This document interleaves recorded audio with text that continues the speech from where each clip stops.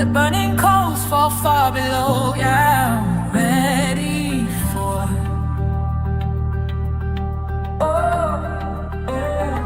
The way you know just where I go, yeah, highest star.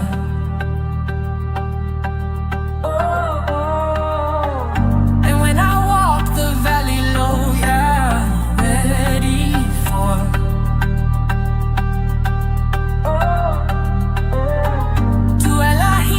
Sharp wise alone, yeah, highest. Sit cold inside, come. Harvest is ripe, come. Wine press is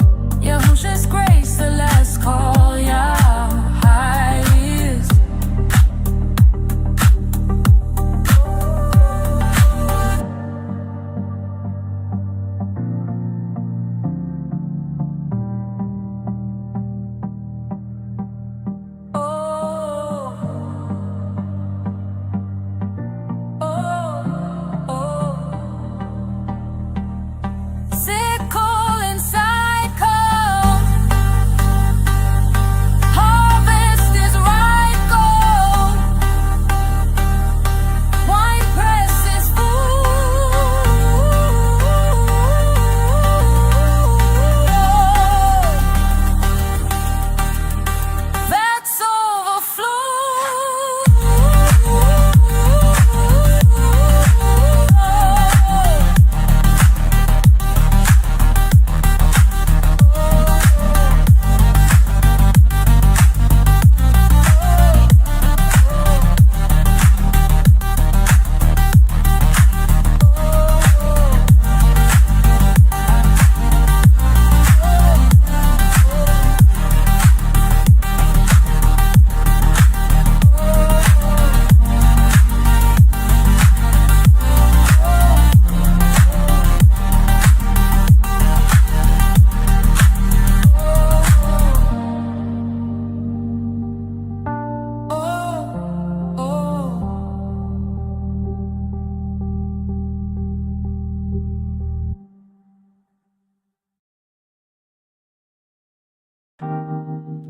My all, why have you forsaken me? Far from saving me, far from the words of my groaning. Oh, my Elohim, I call by day, but you do not answer, and by night, but I find no rest. Yet you are set apart, enthroned on the praises of Yahshua.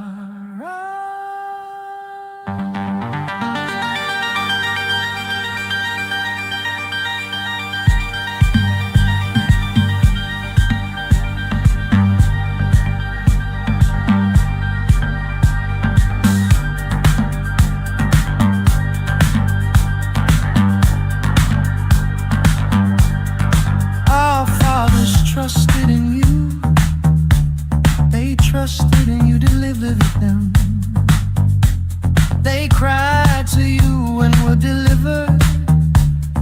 They trusted in you and were not ashamed. But I am a worm and no man, a reproach of men and despised by the people. All those who see me mock me. They shoot out the lip, they shake their heads, saying, he trusted in Yahuah. Let him rescue him. Let him deliver him, seeing he has delighted in him. For you are the one who took me out of the womb, causing me to trust while on my mother's breast. I was cast upon you from birth. From my mother's belly, you have been my all. Do not be far from me, for distress is near. For there is none to help. Many bulls have surrounded me. Strong ones of Bashan have encircled me. They have opened their mouths against me. As a raging and roaring lion, I have been poured out like water, and all my bones have been spread apart. My heart has become like wax. It is melted in the midst of my inward parts. My strength is dried like a potsherd, and my tongue is cleaving to my jaws. And to the dust of death you are appointing me. For dogs have surrounded me. A crowd of evil ones have encircled me, piercing my hands and my feet. I count all my bones. They look, they stare at me. They divide my garments among them, and for my raiment they cast lots. But you, oh Yahuah, do not be far off. Oh, my strength, hasten to help me. Deliver my life from the sword, my only life from the power of the knife. Save me from the mouth of the lion, and from the horns of the wild beasts. You have answered me, I'll make known your name to my brothers. In the midst of the assembly I praise you. You who fear Yahuah, praise him. All you seed of Yaakov, esteem him and fear him. All you seed of Yasha, for he has not despised nor hated the affliction of the afflicted, nor has he hidden his face from him. But when he cried to him, he heard. From you is my praise in the great assembly. I pay my vows before those who fear him. The meek ones do eat and are satisfied. Let those who seek him praise Yahuah. Let your heart live forever. Let all the ends of the earth remember and turn to Yahuah. And all clans of the nations bow themselves before you. For the rain belongs to Yahuah, and he was ruling over the nations. All the fat ones of the earth shall eat and balm themselves. All who go down to the dust bow before him. Even he who did not keep alive his own life, a seed shall serve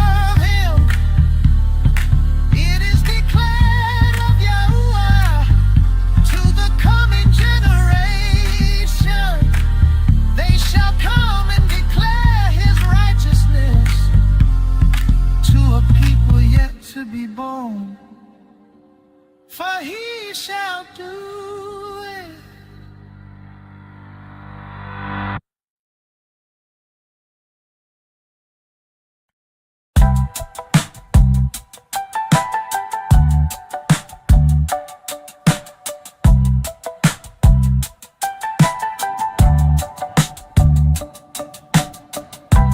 NASA be staging shots, clickbait cosmos in a tiny box. Every frame cropped clean for the screenshot. Whole world stage on a parking lot. Thought I was woke, my timeline was broke. I was half awake. This world is fake. Chasing every shadow like a solid rock. Trusting every rumor like it's bedrock. Feet on the sand, calling it a mountaintop. Heart on glitch, thought it would never stop. We're all astro, all that fake fell flat. Plain as the earth is just vanity. Yeah, we'll cut through the static with reality. They can stage every sky, every photograph. They can bend every story, twist every step. But the grave rolled empty. Yahuah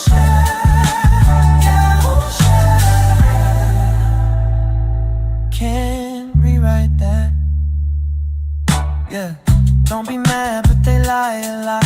Plastic smiles in a sponsored plot. Scrolling through the make-believe, got my jaw unlocked. Mind doing laps in a hamster slide. I was broke, my timeline was broke. I was half awake. This world is fake. Chasing every shadow like a solid rock.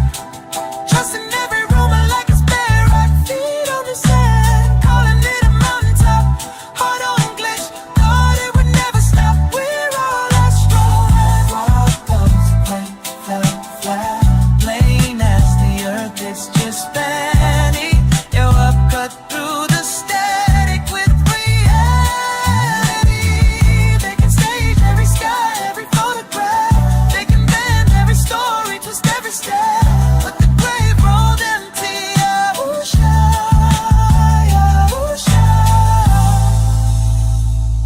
can't rewrite that.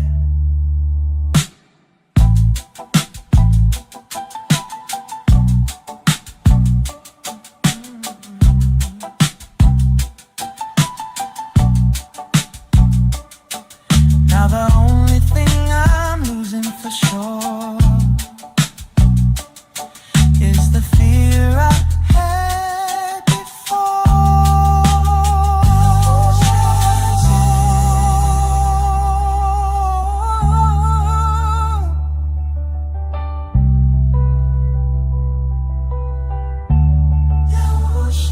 I thought I was woke, my timeline was broke. I was half awake. This world is fake.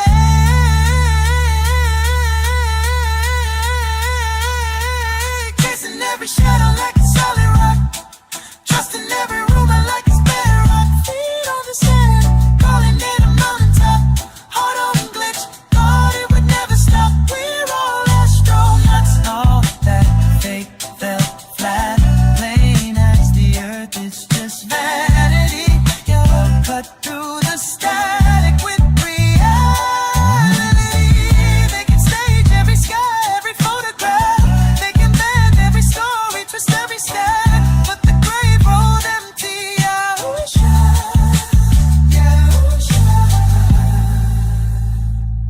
can't rewrite that.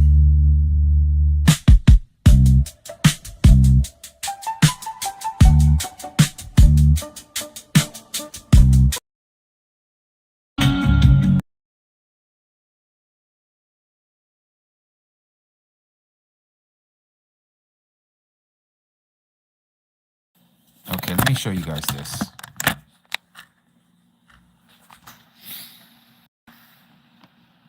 Let's back this up.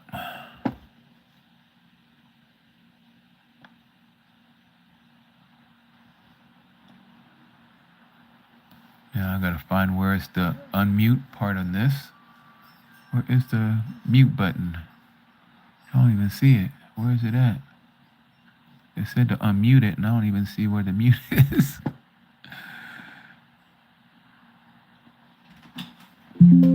Hold on one second. I gotta find this. It showed it earlier, but I don't even see it. Where is the mute button?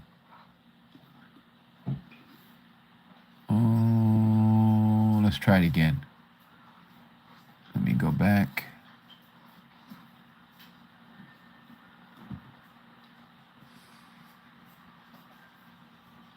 There it is. Agree. Evangelist Joel Webben posted, Okay. I genuinely Let me believe take this Trump back. is currently... Is Trump the Antichrist?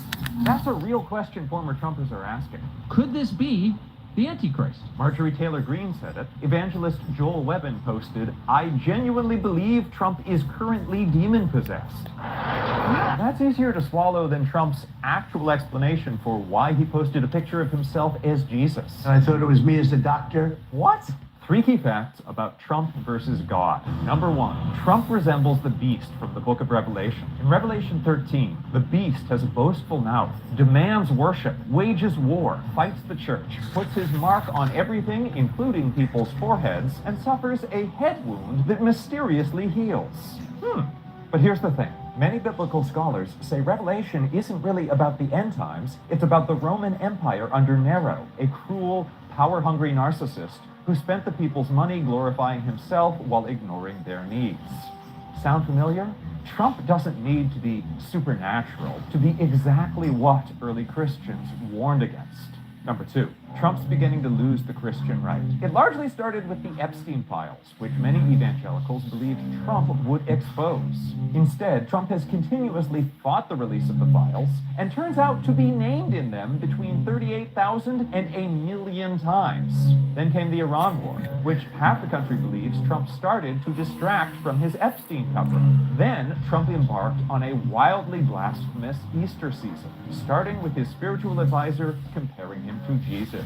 On Easter Sunday, Trump posted a profanity-laced threat to commit war crimes in Iran. When the Pope called for peace, like popes do, Trump attacked the Pope, the leader of a faith practiced by 20% of Americans, and then followed up with the infamous picture of himself as Jesus. And what the hell is that? And it didn't help when Pete Hegseth apparently mistook a speech from Pulp Fiction for scripture. Number 3, Trump might not be the Antichrist, but Trump's policies are anti-Christian. I'm all about the gospel. Oh yeah? In Matthew 25:35, Jesus said, welcome the stranger, that is, people from somewhere else. Trump is deporting them. Jesus said, feed the hungry. Trump made the largest ever cut to food stamps. Jesus said, care for the sick. Millions are losing health coverage because of the cuts to Medicaid and the Affordable Care Act tax credits in the Big Ugly Bill. Jesus said, give to the poor. Instead, the Big Ugly Bill is giving a $2 trillion tax cut to the rich. Jesus said, blessed are the peacemakers. Trump has bombed at least 7 countries so far. It's almost as if the human embodiment of all 7 deadly sins isn't as tight with Jesus as he pretends. I'm Alan Piper at apiper13 and Piperama. Follow Courier Newsroom for the facts you need. Is Trump the Antichrist? Okay, so That's a real question. wanted to share that with you guys. I see someone here said,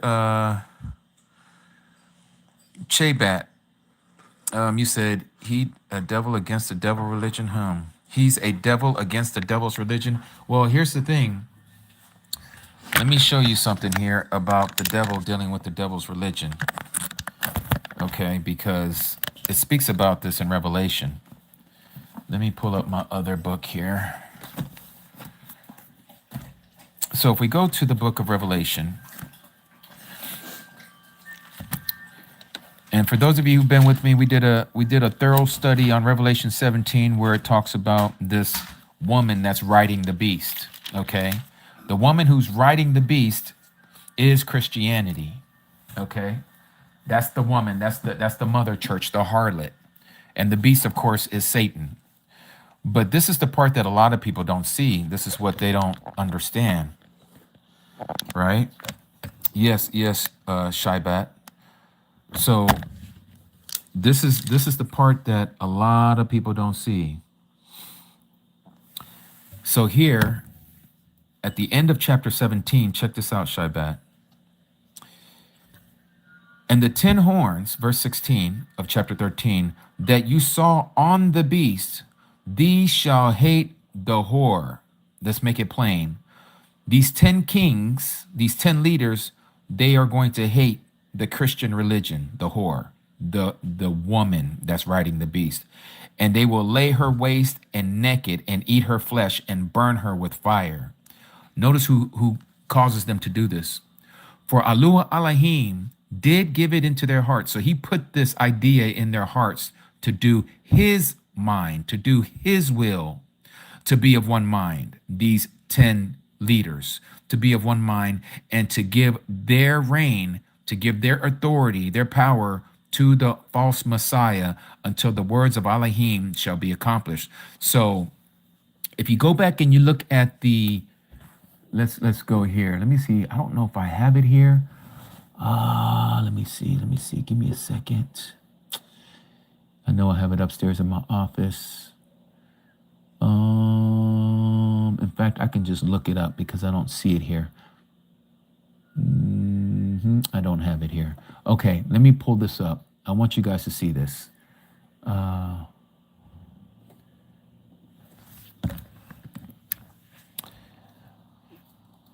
The 3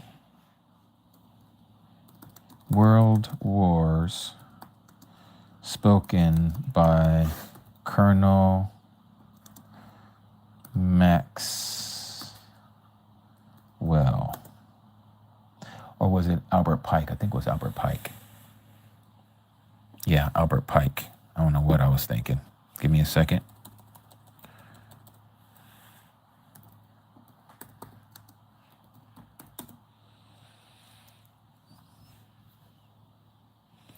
Okay, let's read this.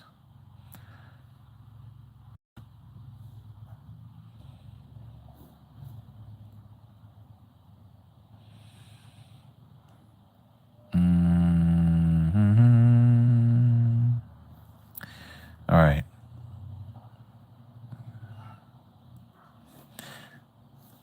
So this one isn't the correct one. Let me get the better one. That's not the one I'm looking for. It only shows partial. I need the whole thing. Let's see here. Let me find it for you. This is probably the better one here. Okay, let's view this file.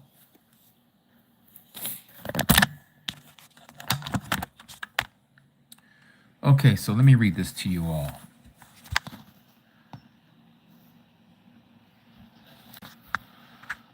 So I have a copy of this. Of course, it looks a little different than what I'm showing you, but nonetheless, it has the same words, okay?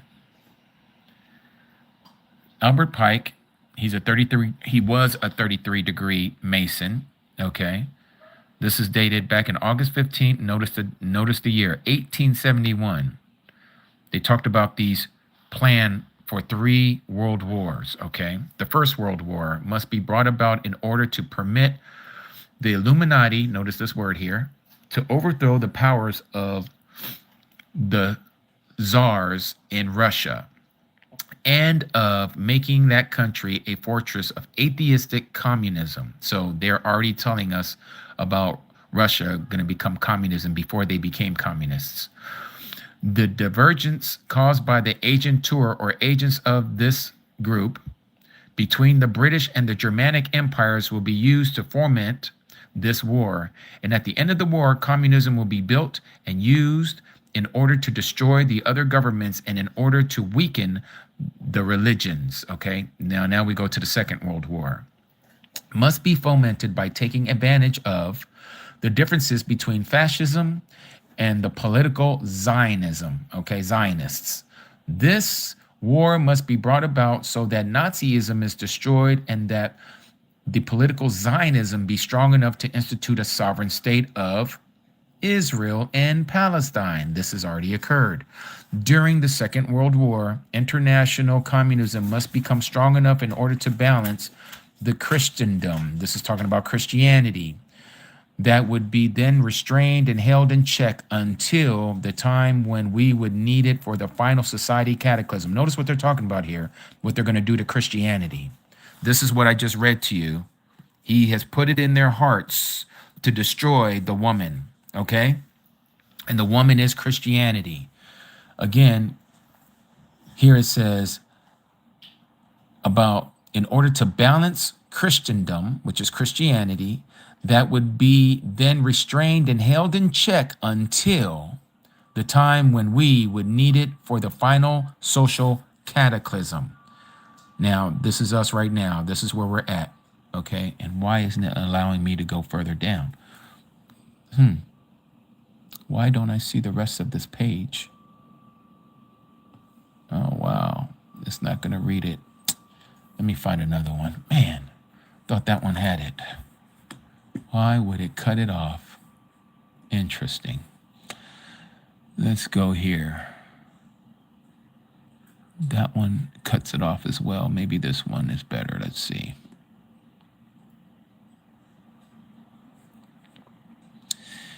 That one doesn't show it either.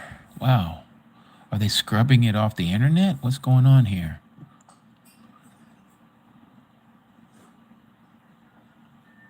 Let's see if this one shows it. Oh yeah, this one shows it. Okay, let me bring it up. Here we go. So just to pick up where we was at before, let's see how this one reads it. The Second World War must be fomented by taking advantage of the differences between fascism and political Zionism.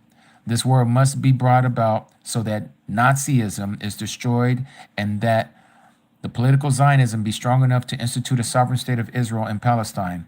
During the Second World War, international communism must become strong enough in order to balance Christendom that would be then restrained and held in check until the time when we would need it for the final social cataclysm. So now, the Third World War must be fomented by taking advantage of the differences caused by the agentur, the agents of the Illuminati, between political Zionism and the leaders of the Islamic world, okay? This is what we're seeing right now. The state of Israel, the Zionists, going against the Islamic world, which they've done for quite some time between everything from Syria to Iraq to Afghanistan, now to Iran, okay? They already took care of Libya, and so it goes. So the war must be conducted in such a way that Islam, the Muslim Arabic world, and political Zionism, the state of Israel, mutually destroy each other. This is what they want. They wanted to mutually destroy each other. Meanwhile, the other nations, once more divided on this issue, will be constrained to fight to the point of complete physical, moral, spiritual, and economical exhaustion. This is what we're getting ready to experience. We shall unleash the nihilists and the atheists, and we shall provoke a formidable social cataclysm that in all its horror will show clearly to the nations the effect of absolute atheism, origin of savagery, and of the most bloody turmoil. Then everywhere the citizens, this is talking about of the world, obliged to defend themselves against the world, minority of revolutionaries will exterminate those destroyers of civilization, and the multitude, delusioned with Christianity, notice this, and the multitude, because again, Christianity is the largest religion on the earth, will be disillusioned with Christianity, whose deistic spirits will from that moment be without compass. They will have no direction, okay, from their leaders, their pastors, their preachers, or direction, and they will be anxious for an idea. But without knowing where to render its adoration, to worship, they will receive the true light through the universal manifestation of the pure doctrine of Lucifer. This is when Satan takes the helm. This is what he's been wanting. This is what we read in Isaiah chapter 14.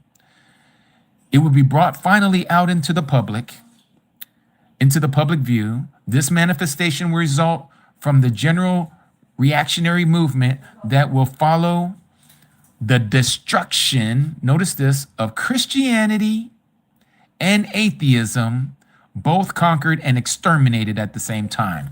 This, my friends, my brothers and sisters, for Yahuah Elohim did give it into their hearts to do his will, to be of one mind, and to give their reign to the beast, that is the false Messiah, until the words of Yahuah Elohim shall be accomplished. This is what it's talking about when it says that they shall hate the whore, lay her waste, and naked, and eat her flesh, and burn her with fire. This is what we're right now getting ready to see. All these Christians who put their trust in this Roman ideology of Christianity, they're getting ready to get it all snuffed out. Why? Because it's not of the truth. It has fulfilled its service. It has accomplished its mission, what Yahuah needed it to do. And so when Christianity gets destroyed, and not only Christianity, but Zionism is going to get destroyed, and so is Islam going to get destroyed. So what's going to happen? Judaism is going to get destroyed, Islam is going to get destroyed, and Christianity is going to get destroyed. What all three do they have in common? They're considered the Abrahamic faiths. These so-called Abrahamic faiths are going to be destroyed, and this is when they're going to bring out the pure doctrine of Lucifer. It tells us this is going to happen in Scripture. This is why it says here, if we go back to Daniel, let's go to Daniel real quick. What does it say here? In Daniel chapter 11, I believe is where it is.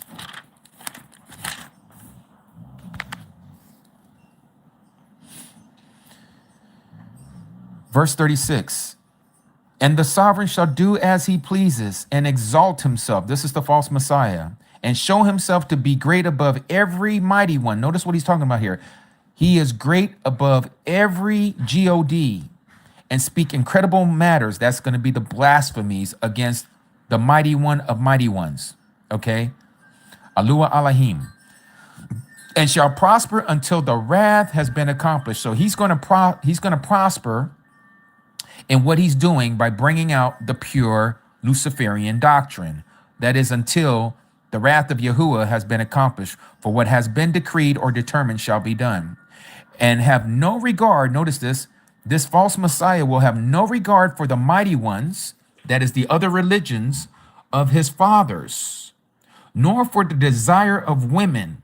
Many people thought that the anti-Messiah is going to be gay.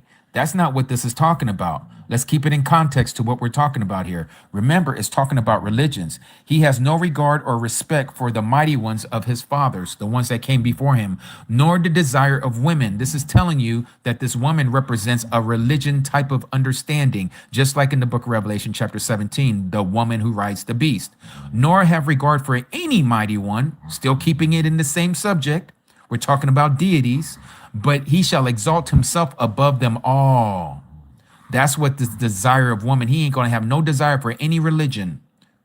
The only one that he's going to want is his pure doctrine of Lucifer. Doggies, stop it. So this is what this is talking about. It's not talking about him being gay. That's not what this passage is talking about. All right. So it goes on and it continues on about this new teaching, this new Luciferian doctrine. It doesn't call it Luciferian doctrine, but you see what it says here. But in his place, he shall give esteem to a mighty one of strongholds, a mighty one of power, a mighty one of great authority, and to a mighty one that his fathers did not know. So this is a whole new religion. This religion. Because remember, it says that they will receive the true light through the universal manifestation of the pure doctrine of Lucifer brought finally out. They haven't been able to bring it out. Satan has not been able to bring out what he wants to bring out, right out into the public, but it's going to finally come out. He's going to manifest it. Yahuah is going to allow him to do so. And so this is what it's talking about here. And he shall act again. Excuse me, let me back up. And to a mighty one that his fathers did not know, And he shall give esteem with gold and silver, with precious stones and costly gifts. So he's going to erect this belief system, and he's going to put all the monies behind it, all the financing behind it, just like what we're seeing with the data centers right now. This is what's happening right before our face. Okay. And he says, and he shall act against the strongest of strongholds, okay, of all the militaries, of all the empires, with a foreign mighty one, with a strange deity that he shall acknowledge. He shall increase its esteem and cause them to rule over many and divide the land for gain. This is the 10 kings. This is what we read about the 10 toes in the same book of Daniel. This is going to be the 10 kings that we read about in the book of Revelation, chapter 17. It's the same 10. It's the same 10. Go back over here. Let's read this chapter 17 again. What did it say here? And the 10 horns that you saw on the beast, these shall hate the whore. Again, Christianity. And lay her waste and naked and eat her flesh and burn her with fire. They're going to destroy Christianity. This is why it's so dangerous to be in Christianity. It's doomed to fail. It's already doomed to fail. Why are you going to be in something where they have changed all the doctrine? They've changed the image. They've done all these things. This is what Satan has done, and Yahuah allowed him to do it.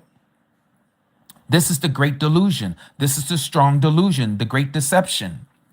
And so it goes on here, and it says again, for Yahuah Elohim did give it into their hearts, that is to these 10 kings, to do his mind, to do his will, his desire, to be of one mind. They're going to be collectively one mind, and to give their kingdom, their reign, their power, their structure to the false Messiah, the beast, until the words of Yahuah Elohim shall be accomplished.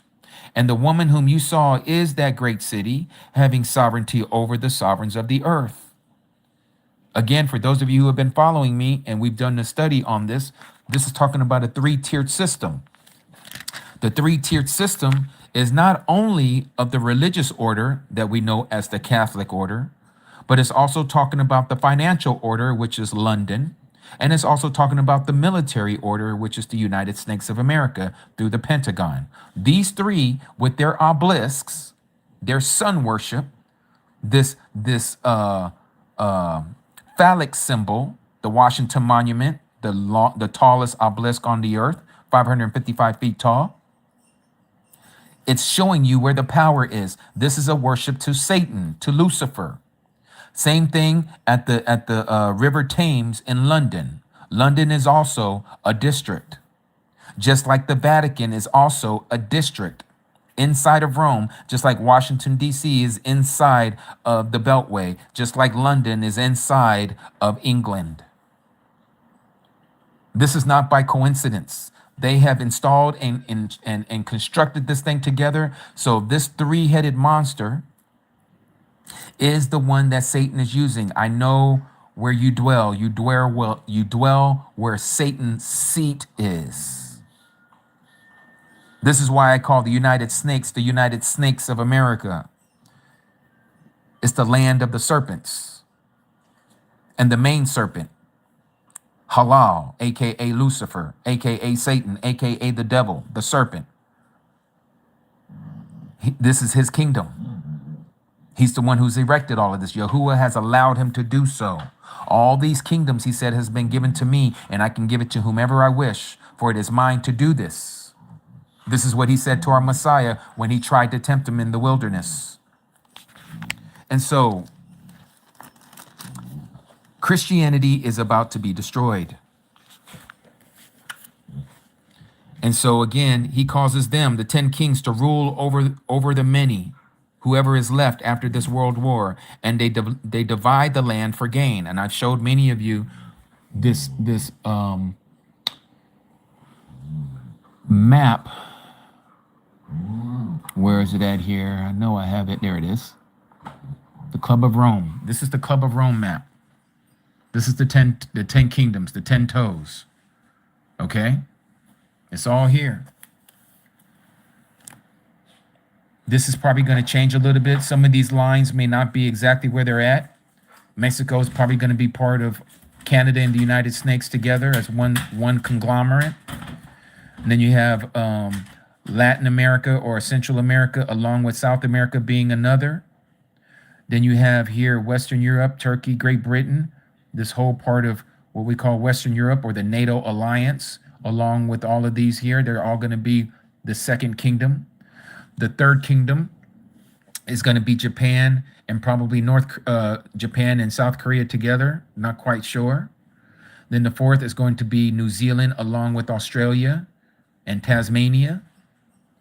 And then you have the fifth, which is going to be Russia all by itself with all of Siberia. Sixth is South America. The seventh is, where is the seventh?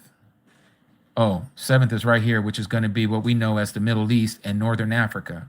Okay, the Arab nations, Northern Africa and the Middle East, except for Israel. Okay, Israel's part of the fourth kingdom.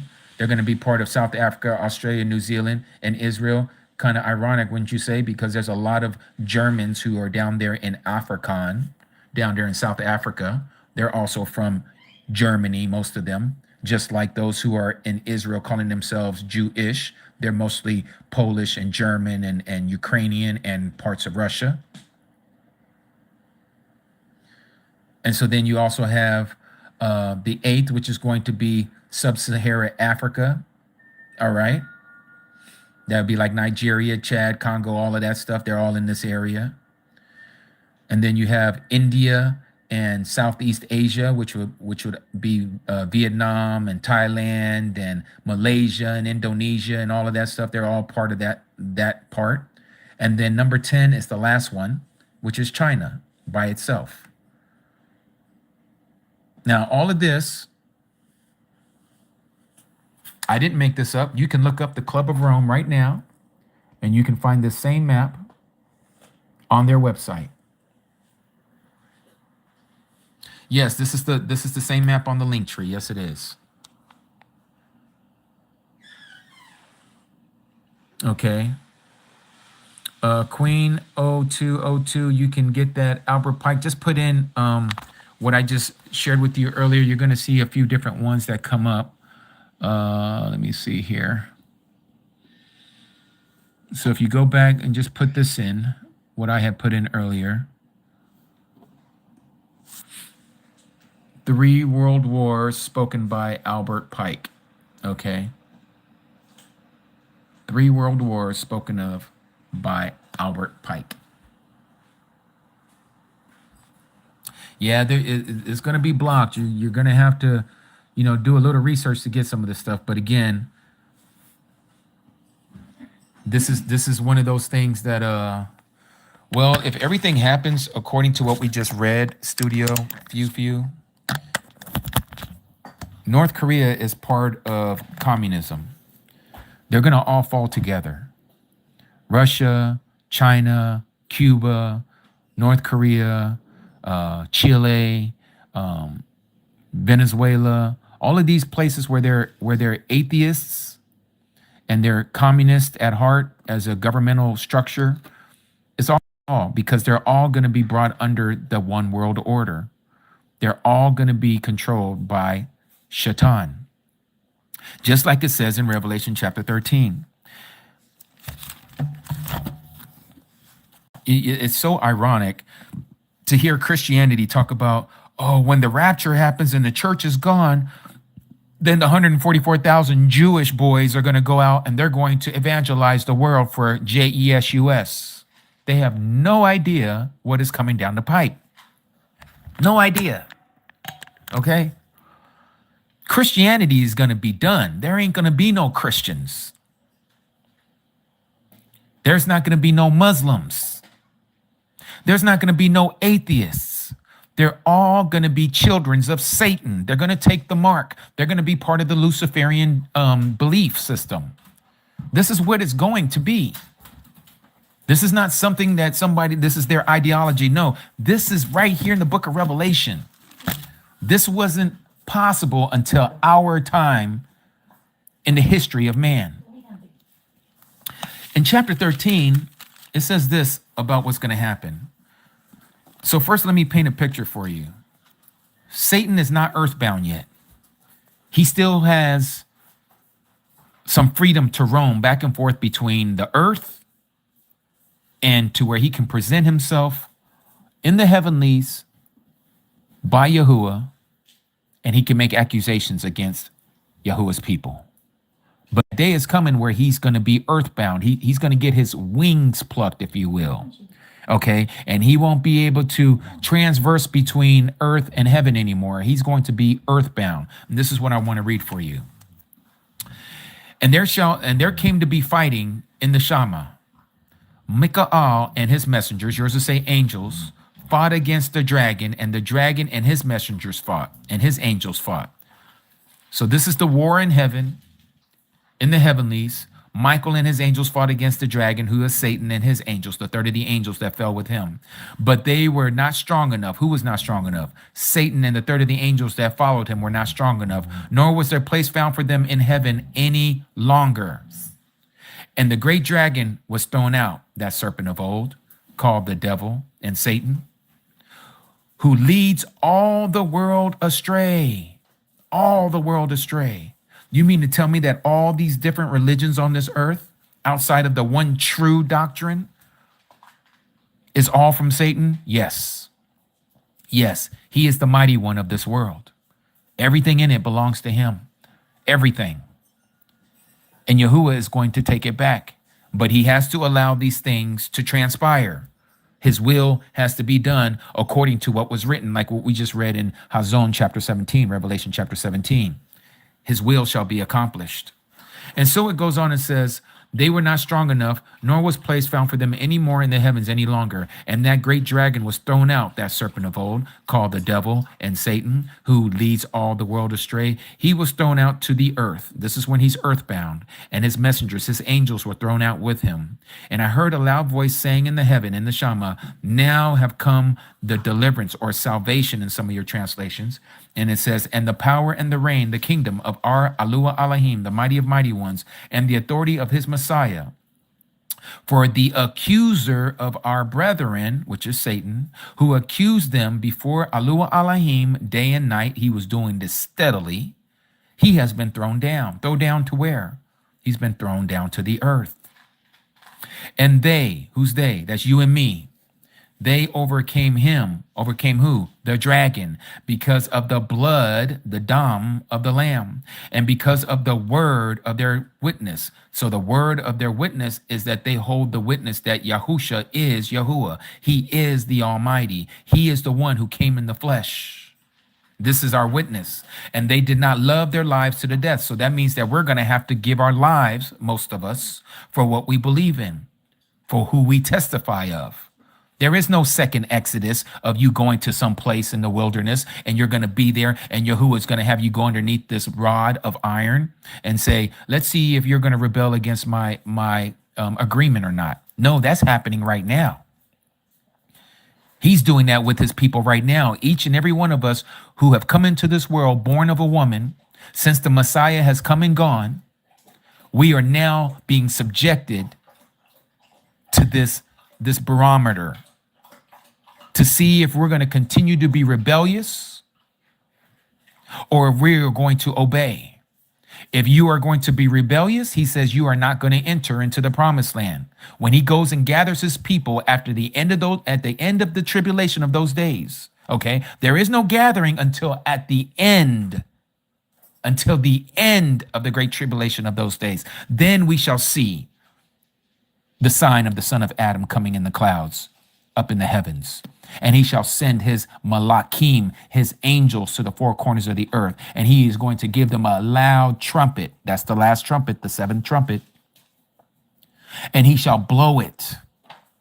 And his malakim, his angels, shall gather his elect. That's you and me, the kadashim, the talmudim, the disciples, those who are under the ground, who have been unalive before us.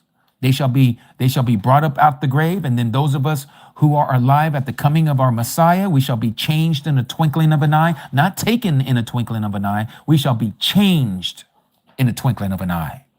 And then we shall be caught up. We shall be gathered together unto him. And then we shall be with him forevermore. But we are not staying in heaven. Heaven is not our home. It's not our abode. It's not our dwelling place. Our dwelling place is going to be here on the earth. May your kingdom come on earth as it is in the Shamayim, in the heavens. We are going to rule and reign with him on the earth, not in heaven, on the earth. Heaven belongs to the angels and all the heavenly hosts. The earth belongs to Adam's kind. This is our home. This is where Yahuah is going to make his dwelling amongst us. He is going to bring Jerusalem, New Jerusalem, down here to the earth. It's not going to stay in heaven. It's coming down to the earth. And it'll be here forever. This is when he makes the new heaven and the new earth, and New Jerusalem descends upon the new earth.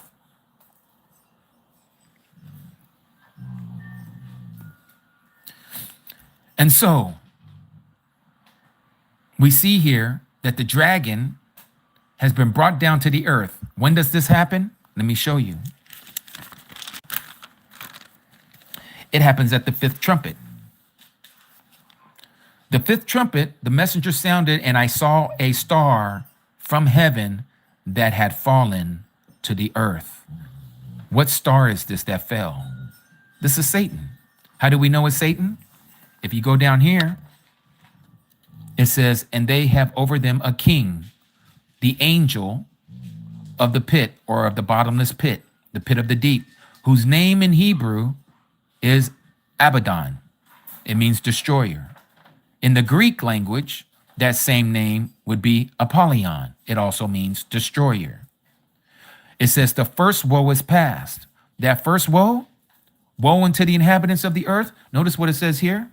And I looked and I heard an eagle flying in the midst of heaven, crying with a loud voice, saying, woe, woe, woe to those dwelling upon the earth, because the remaining blast of the trumpet of the three angels who are about to sound. This is the first woe. This is the fifth trumpet. The last three trumpets, the fifth, sixth, and the seventh trumpet. The fifth trumpet is when Satan and the third of the angels are earthbound. They have a king over them. That king is Satan. That is who you know as Lucifer. This is when he enters into the body of the false Messiah. This is where it says here.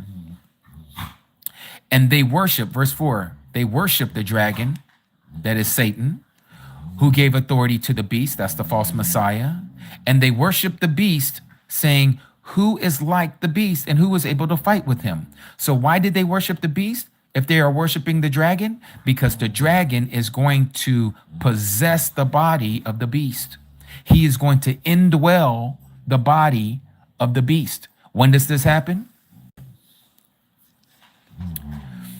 Verse 15 of chapter 13. And there was given to him to give spirit. This word spirit here, if we was to use it in the Abrit, because this was written in the Greek, I believe it says that it is what's the word? Oh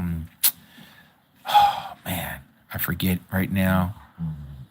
Let me pull it up. I can't remember. It has psyche. I think that's what it is. Let me look. Let me not guess this out. I want you guys to see it. But in the Hebrew, it would be nafash. Nafash, which means breath, wind, spirit. Let me pull this up here. I can't remember it in the Greek. Let's go to Revelation 13.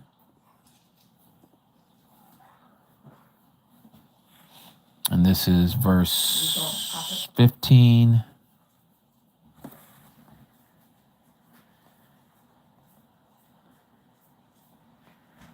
Okay. In the King James Version, they don't say spirit, they say life, right? Where is it here? And he had power to give life. Life. Let's look that word up. 4151. What does it say?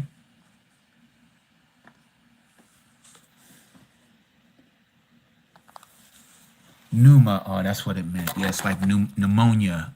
Pneuma. Pneuma, which is a current of air that is breath, blast, or breeze. By analogy or figuratively, a spirit that is human, the rational soul, implication, vital principle, mental disposition, etc. Okay? Superhuman. It could be an angel, it could be a demon, or divine, G-O-D, the mighty one spirit, the Ruach HaKadosh, life, spiritual, spiritually minded. Okay, so what are we being told here? If we go back and we look at this, what is it saying to us? And he, this is the false prophet, he was given power. This word power, didomai, is where we get the word dynamite. Okay? Some say dudamus. But here it's talking about how you get, let's see here, literally, greatly modified, adventure, bestow, deliver, grant, give, minister, number, offer, have, power, receive, set, show, smite, strike, suffer, take, utter. So he's been given power, authority, this power here. And then there's another word attached to it in the Greek, autos, self. He was given self-power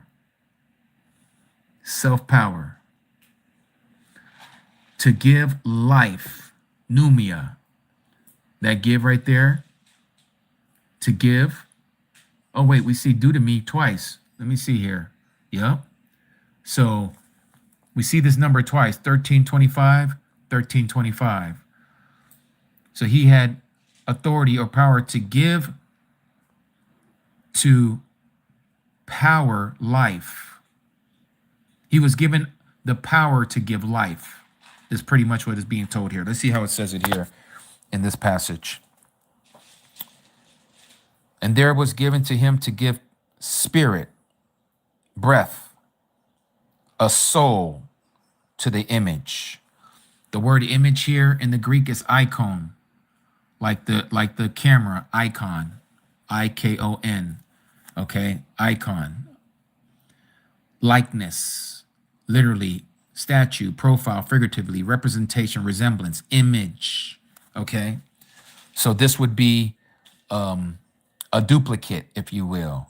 This is how whatever is going to happen, this person is going to get another body, this image. So this false Messiah is going to show himself as he is resurrecting. This is going to cause all the people to say this about, where does it say it here? And they worship the dragon, verse 4. They worship Satan, who gave power, authority to the beast. This is when the dragon enters the image, the clone of this beast, this second body. And it says here that they worship the beast, just like they worship the dragon. They're going to also worship the beast. And the people are going to say, who is like the beast? Who is able to fight with him? Why would they say that? Because he just resurrected. Who can war with the beast? You can't even kill him. This is what they're going to be saying, because again, he's coming back to life. And that the image of the beast should both speak and cause to be unalived as many as would not worship the image of the beast. This is the clone. Now, a lot of people want to put it on AI. I don't believe it to be AI. If I'm reading what I'm seeing here, this is going to be a physical person who comes back, and it's been granted to the false prophet to have the same ability, the same power that Yahuah gave Adam when he breathed into his nostrils the breath of life. This is what we're seeing here. He's going to give the breath of life to the image. And this image is literally going to be alive. This is why this beast, when we get to Revelation chapter 20, notice what it says here. It doesn't say that the image was thrown into the lake of fire. No. Chapter 19, not chapter 20. Where is it here? Or is it chapter 20? No, it's got to be 19.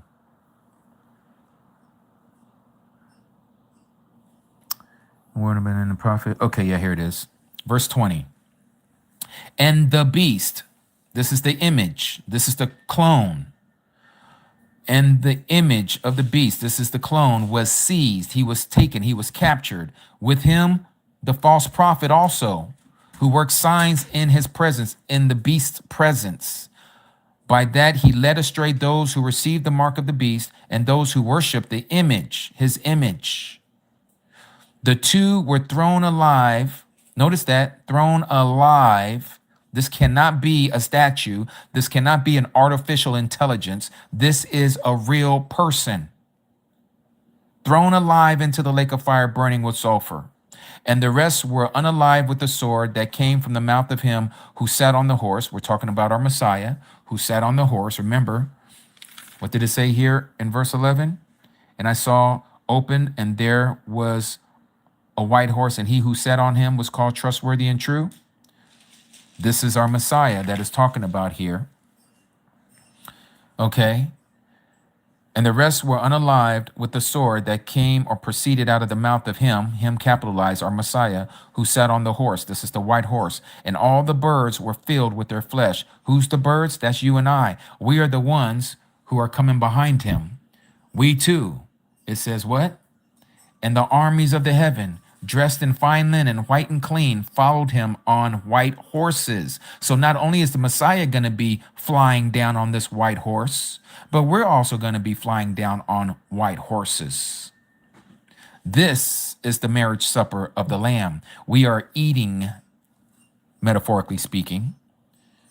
We are going to be filled with the flesh of these mighty men and women. This is why it says here, come, gather together for the supper of the great Yahuah Elohim. This is the marriage supper of the Lamb. What are we going to be doing? We're not going to be sitting up in the heaven for 7 years, sitting up there while the world is going through its chaos. No. This is at his coming. We're going to, metaphorically speaking, eat the flesh of kings, the flesh of commanders, the flesh of strong ones, the flesh of horses, and those who sit on them, and the flesh of the people, free and slave, both small and great. Who are these people? Everyone who received the mark. And I saw the beast and the sovereigns of the earth and their armies gathered together to fight him who sat on the horse and his army. This is the battle at Armageddon. And the beast was seized, and this is what we read, how they're both going to be thrown into the lake of fire alive. So this is not no artificial intelligence that we're reading about in chapter 13, which is what you're hearing from a lot of Christian so-called eschatological teachers who don't understand who even true Israel is. And they believe that the people in Israel right now, the 1948ers, the Rev 2939 people, are the true Jews. They are not the true Jews. They're imposters. They're occupiers. They have taken on the identity of the true Jews that people call African Americans, blacks, Negroes. This is why they are the bottom of the totem pole. They're going to be first once again, as it says, and Shaul made mention of this. Nowhere does he talk about Christianity being on the top. No, look what it says here. This is why, again, you must understand the history of this book, because if you don't, you're doomed to repeat the failures of those who came before us. Notice what it says here. For I do not want you to be ignorant of this secret, brethren. He's talking to the Gentiles who have converted, and they have been adopted in as Israelites, lest you should be wise in your own estimation, that hardening in part has come over Yasharal. This is talking about DNA Israel.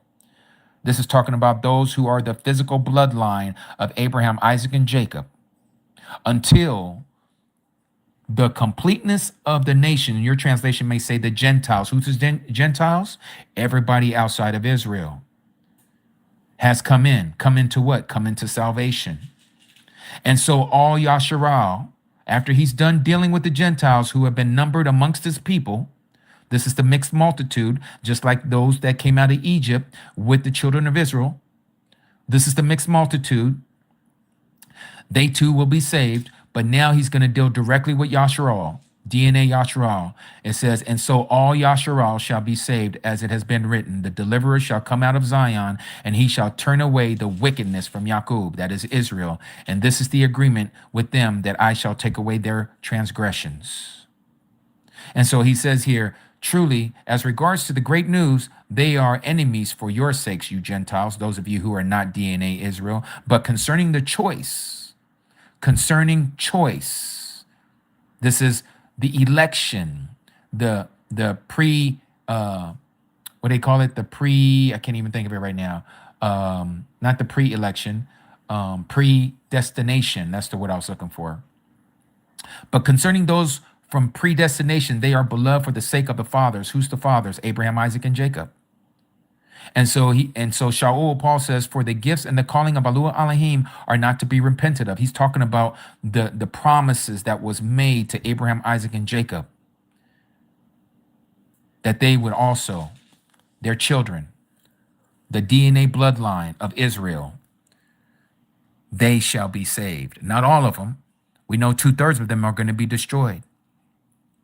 But there are certain ones of the melanated persuasion. We're not talking about the Hamites. Yes, even some of the Hamites, they are also considered Gentiles. They're outside of Israel. There are some of those that they shall be saved as well. They have been called, just like the Gentiles. All those, the Chinese men, the Korean, the Japanese, the Australians, the all the different Africans, all the different Europeans. There are numbers of the Gentiles that have been mixed into the multitude of Yasharal. And so this is why Shaul says this at the very beginning of chapter 11 in Romans. I say then, has Yahuah Elohim rejected his people? Notice who we're talking about. He's not talking about Christians. He's not talking about Christians. Let it not be, for I am also of Yasharal. Notice who the people are. Yasharal. Of the seed of Abraham, of the tribe of Benjamin. He's letting you know exactly what are the 12 tribes that he comes from. He says, Yahuah Elohim has not rejected his people.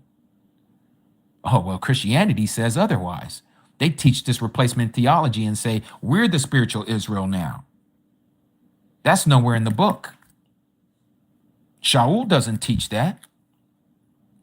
In fact, Shaul says, you better not boast against the branches. He says here, he says, you shall say then, the branches were broken off that I might be grafted in. This is talking about the Gentiles getting into Israel. He says, wonderful. By unbelief, they were broken off. That unbelief right there is by disobedience. They were broken off because they disobeyed his commandments. They didn't keep his commandments. You stand by belief. You stand by obedience. So do not be arrogant, but fear, you Gentiles who became Israel. For if Yahuah Elohim did not spare the natural branches, that's DNA Israel, he might not spare you either, who is not DNA Israel. See then the kindness and the sharpness of Yahuah Elohim on those who fell, sharpness.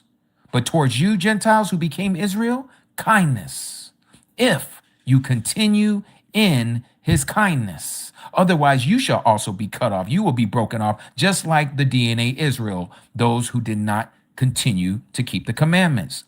And they also, if they do not continue in unbelief, that is disobedience, they shall be grafted in again. For Yahuah Elohim is able to graft them back in again, back into their own tree. This is why he says, come back to me, you backslider. I am married to you, Israel. For if you were cut out of the olive tree that is wild by nature, that is a Gentile, and were grafted contrary to the nature into a great olive tree, that's the children of Yasharal, how much more shall these who are of the natural branches, who are of DNA Yasharal, be grafted into their own olive tree again?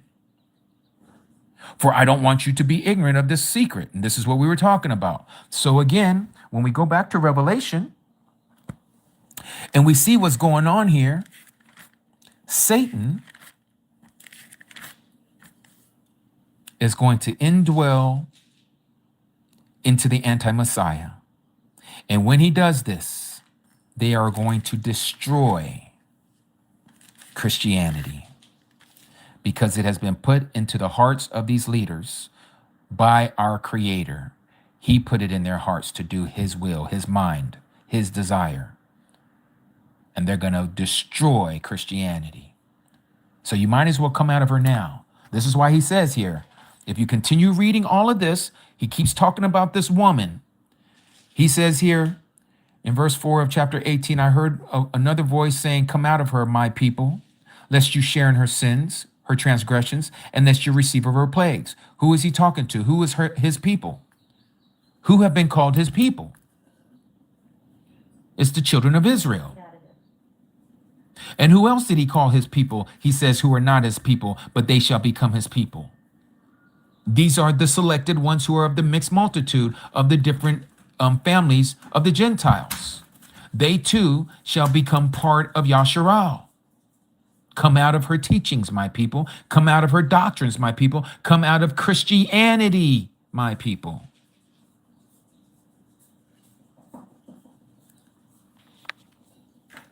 So it's a very heavy topic. And so in case you don't know, now you know, Christianity, Islam, atheism, all of it, Judaism, Zionism, all of that is going to be destroyed because Satan is going to erect his utopia where they're all going to worship him. Ain't no more Christianity. Ain't no more Judaism with Zionism. Ain't no more Islam. They are all going to worship Ha-Satan.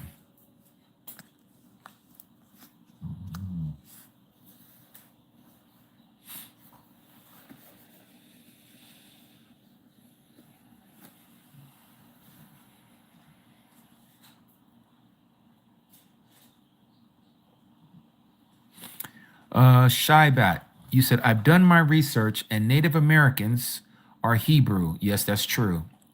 And the black Negro Africans are Egyptian, but become mighty people. Well, you got two things mixed in there, Akodi. The Egyptians are not Israelites. The Egyptians are Hamites. Okay? That doesn't mean any of the Egyptians can't be saved. But when we're talking about who his people are, the 12 tribes of Yasharal, Egypt is not one of them. Egypt comes from the line of Ham, okay? The children of Israel come from the line of Sham or Shem, right? And of course, the Europeans come from the line of Japheth. Now, here's the thing that all of you, especially those of you of the Caucasian persuasion, and I don't want you to take this personal. You can do your own research. In fact, I can even show you here. Let me pull this up. Not all of you who call yourselves Native Americans are Native Americans. If you go back and you look into the history in the early 1900s, a lot of the Caucasians here in the United States took on the label as being Native Americans for one purpose. They wanted to get the restitution or the reparations and be a part of the Native Americans for land and for rights. Okay, let me show this to you. This is why you have a lot of white folks, and I'm not saying that all white folks are lying. Okay, not all of them are that way. There are some Caucasian folks. Let me just put it this way, because I know white is like somebody calling us black. I get it. It's not correct. But there is a lot of the Caucasian people in the past who have taken on the term Indian, okay? Give me a second here.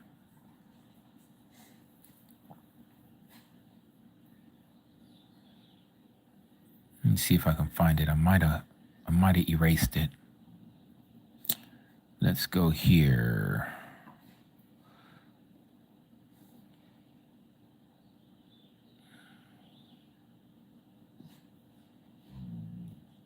Okay.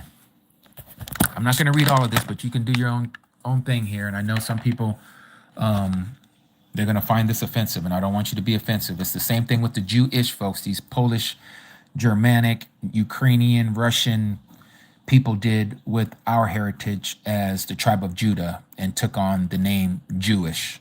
There's a lot of Caucasian Americans who did the same thing with the 10 lost tribes of Yasharal that were already here. And they are Negroes. The original tribes here and what people call Native Americans were Negroes. They were curly-haired, dark, big-lipped, wide-nosed Negroes, okay? Indigenous identity fraud in Canada and the United States. And I'm not going to read all of this, but just so you can see some of this. Indigenous identity fraud is a practice of non-Indigenous people incorrectly claiming Indigenous identity. The Indigenous Chamber, doggies, stop it.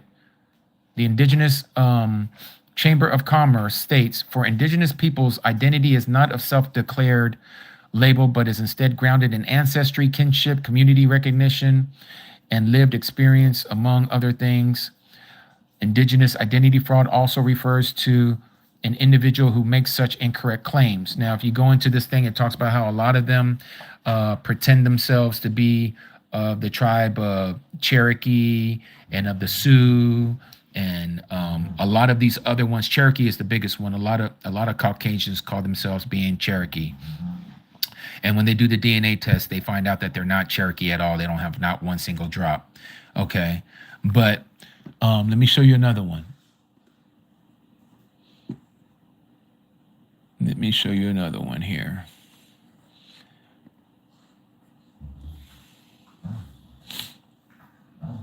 Dog Ace, I'm going to separate you if you guys keep doing that. Stop it. The white flight behind Native Americans, 87% population growth, okay?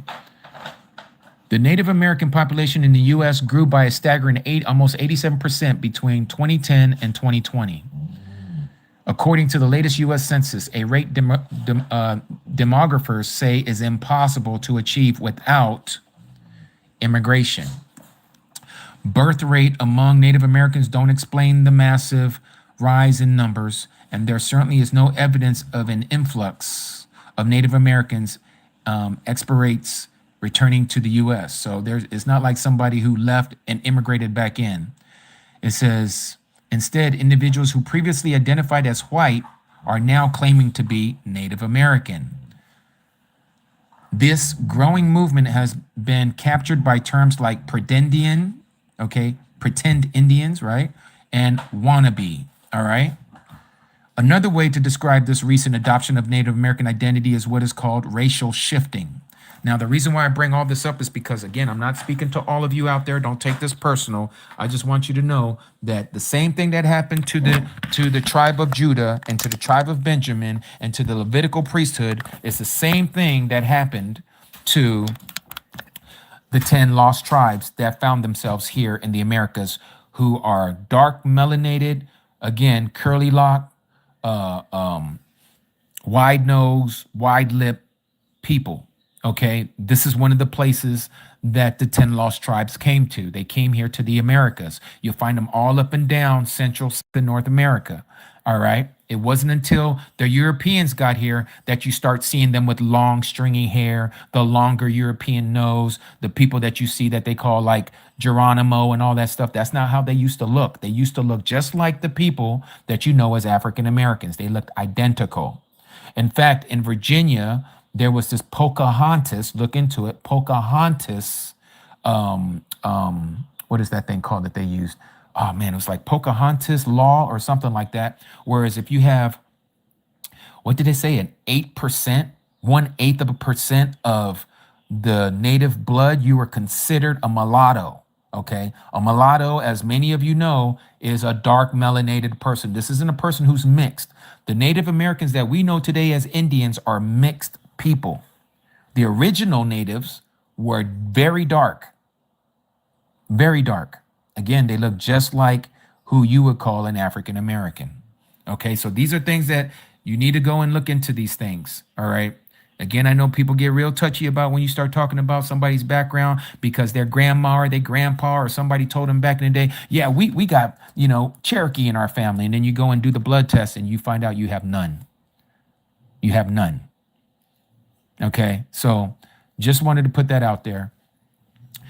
But all that being said, regardless of that, that's not what gets us into the kingdom because you're from one of the 10 tribes or you're from one of the other 2 tribes. That's not what gets you into the kingdom. What gets you in the kingdom is your obedience to the law and you believe in the Messiah. That's what gets you in.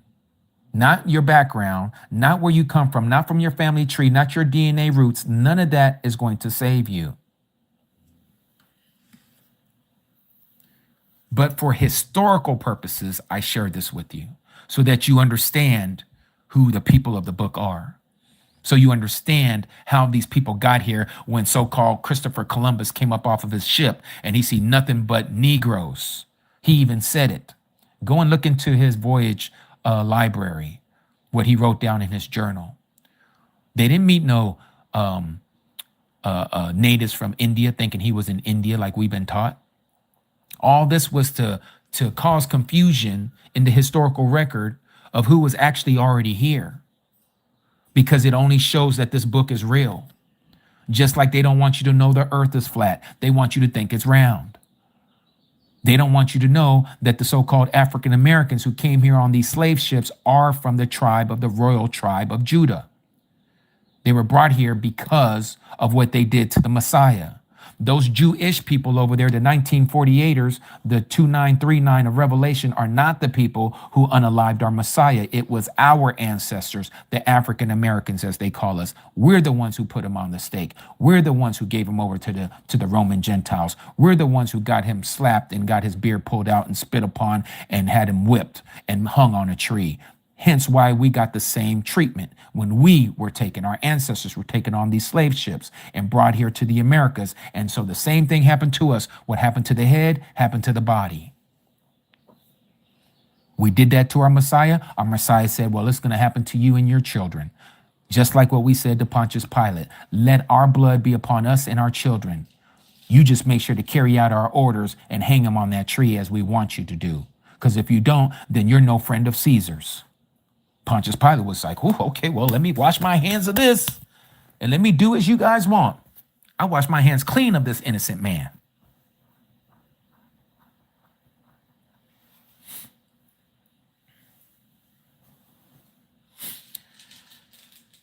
So, yes, and even in the Book of Mormon, which you got to take the Book of Mormon with a grain of salt for real. There's a lot of misinformation in there. Be careful. Be careful. That's just like somebody taking a book and state that it was given to them as the true doctrine. Sound familiar? It's today called Islam. Nobody else witnessed this angel that came to Muhammad, and Muhammad said it was Gabriel that came to him and says, I'm going to give you the true religion. I'm going to give you the true doctrine. Joseph Smith said the same thing. He said an angel appeared to him. An angel Moroni was the name. And Moroni says, here is the Urim and the Thummim. You are to write down what's in this. But we're told in scripture, if anyone comes to you, be it an angel from heaven or anyone else by letter or as if one of us told you, don't believe it.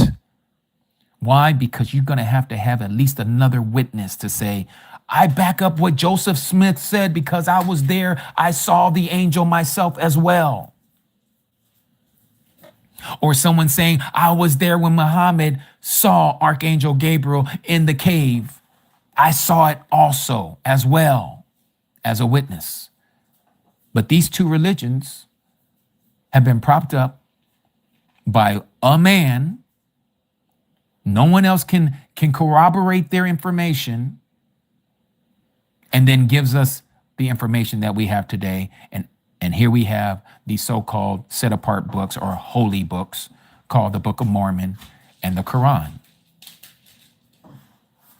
If we're going to be that easily taken in by, oh, well, then we might as well read the books of Hinduism.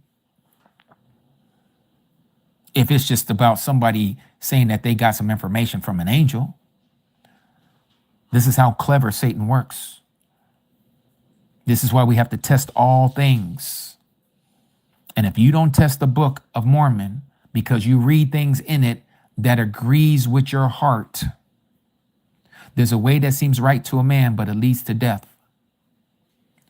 I know there's people on TikTok and there are even some that are of the melanated persuasion that are going around talking about this is the lost book of the children of Israel, the Book of Mormon.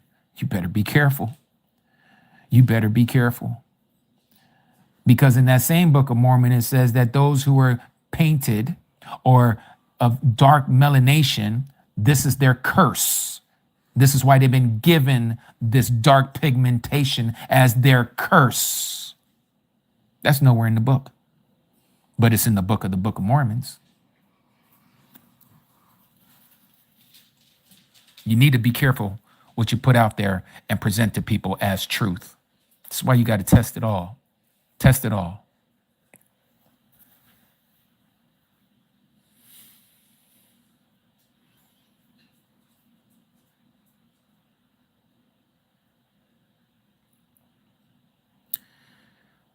Let's see here.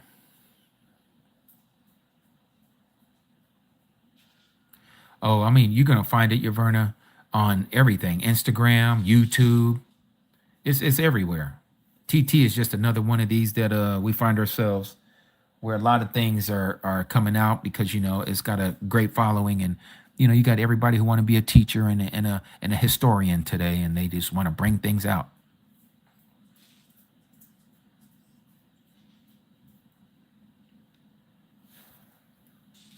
Yep.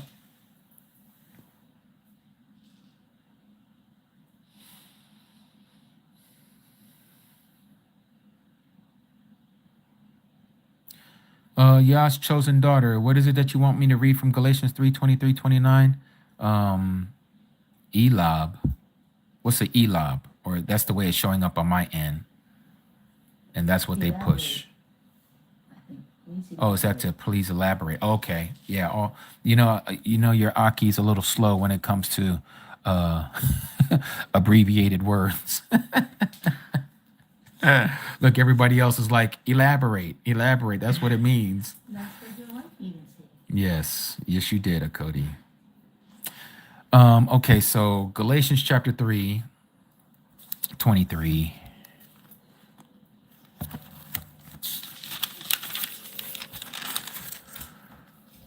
to 29 to the end of the chapter, yeah? Okay, let's read it. But before belief came, we were being guarded under the TURAH, having been shut up for the belief being about to be revealed. Therefore, the TURAH became our trainer unto the Messiah in order to be declared right by belief. And after belief has come, we are no longer under the trainer, for you are all sons of Yahuah Elohim through the belief in the Messiah Yahusha. For as many of you who are immersed into the Messiah have put on the Messiah. There is no Yahudi nor Greek, there is no slave nor free, there is no male nor female, for you are all one in the Mashiach, Yahusha. And if you are of the Mashiach, then you are of the seed of Abraham and heirs according to the promise.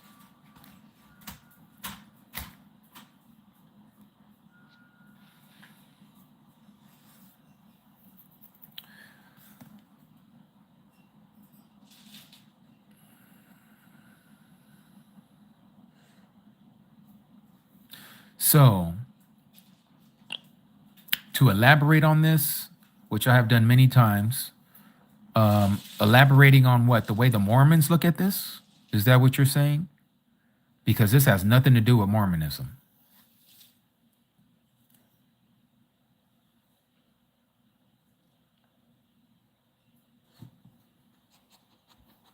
What you got there, Hazel? What you want, baby girl?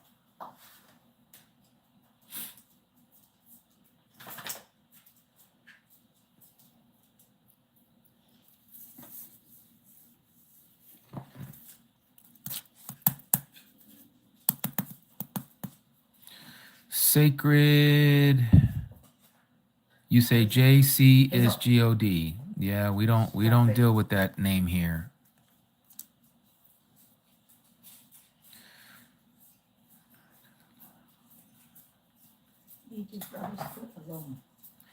It summarizes Yah never intended the law to be final solution for the problem with transgressing the law. Yeah, so I mean, I didn't know where you wanted me to go with on there. So Shaul, the Apostle Paul, is explaining that the Messiah showed us the understanding of how we are to follow the law.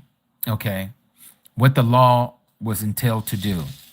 Before he came, it was a tutor. It was teaching us. We didn't understand the full understanding of how to fulfill the law until the Messiah came and showed us how to fulfill the law.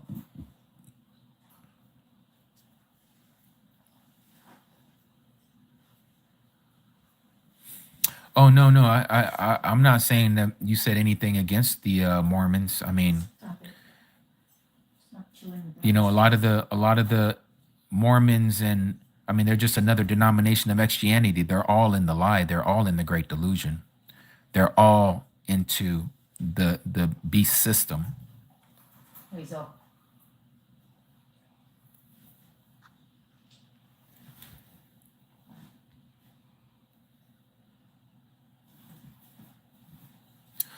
Sacred ENL.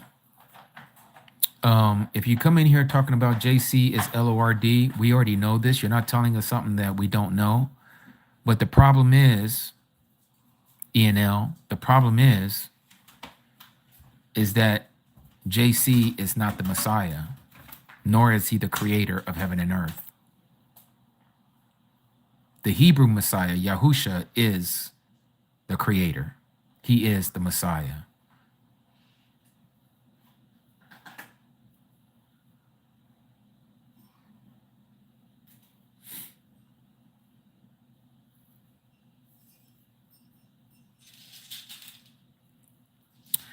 Sacred. JC is not the Messiah. JC is the Christ.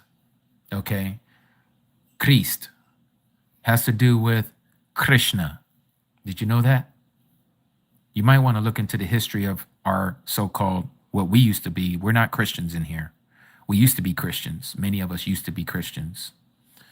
Our eyes have been opened to the truth, and I hope that that Yahuah will open up your eyes to the truth, and you will remove the name of Baal out of your mouth. JC is not the name. It is a name that has been given to us. Sacred, you say, telling him to get rid of me is ridiculous. I am not trolling. Well, then you should come in here and listen and ask some questions instead of trying to push your dogma of things that we came out of. We know what Christianity is. We know who JC is. We know the title of God and LORD. These are things that has been given to us, just like it has been given to you. And if you heed the warning in Scripture, you know that that is not his name, because JC doesn't have a meaning of salvation. It comes from the word Zeus. And we all know who Zeus is.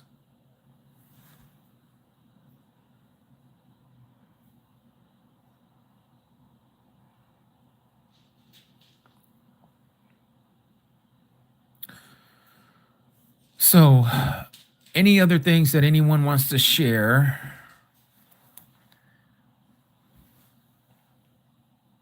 Can we look at Jeremiah 33, verses 17 and 26? Will there be a physical descendant of Dawood over the children of Yashrael? Yes. Yes. And that physical descendant is going to be who we know as Yahusha. Yahusha is going to sit on that throne. He is going to sit on that throne.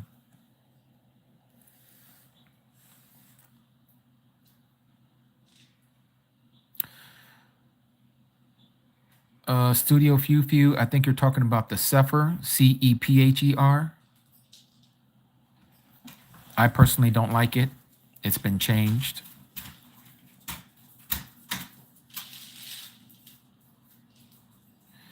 Hilda, you're very welcome, from India. Bangalore, wow. I hope things are well over there in India for you. There is a big group that I'm in contact with. I don't know exactly what part of India they're in. Very beautiful people, very beautiful. They believe in Yahuah and Yahusha. They've walked away from Christianity. They don't present the cross anymore. They know that the cross is a pagan symbol. Their eyes have been opened. This is a beautiful thing that is happening here. Sacred, now we can have a conversation. You're asking me a question. Why do you hate JC? Do you denounce him as LORD, or is it just a name and spelling disagreement? It's actually a little more than that, Sacred. You see, let me ask you a question, Sacred, and I hope you're here to listen. So Sacred, let's just say your name is John, okay?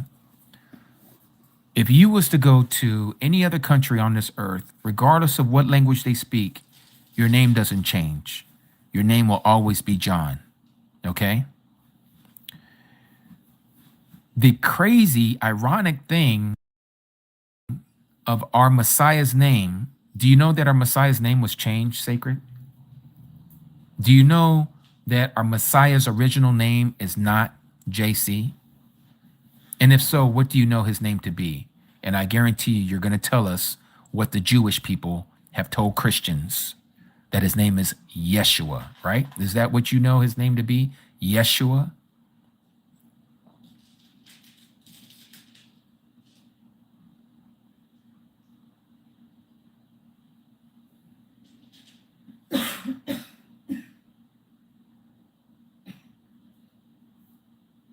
Yes, I know his name is Yeshua. Okay, so now Yeshua wasn't the name of the Messiah either.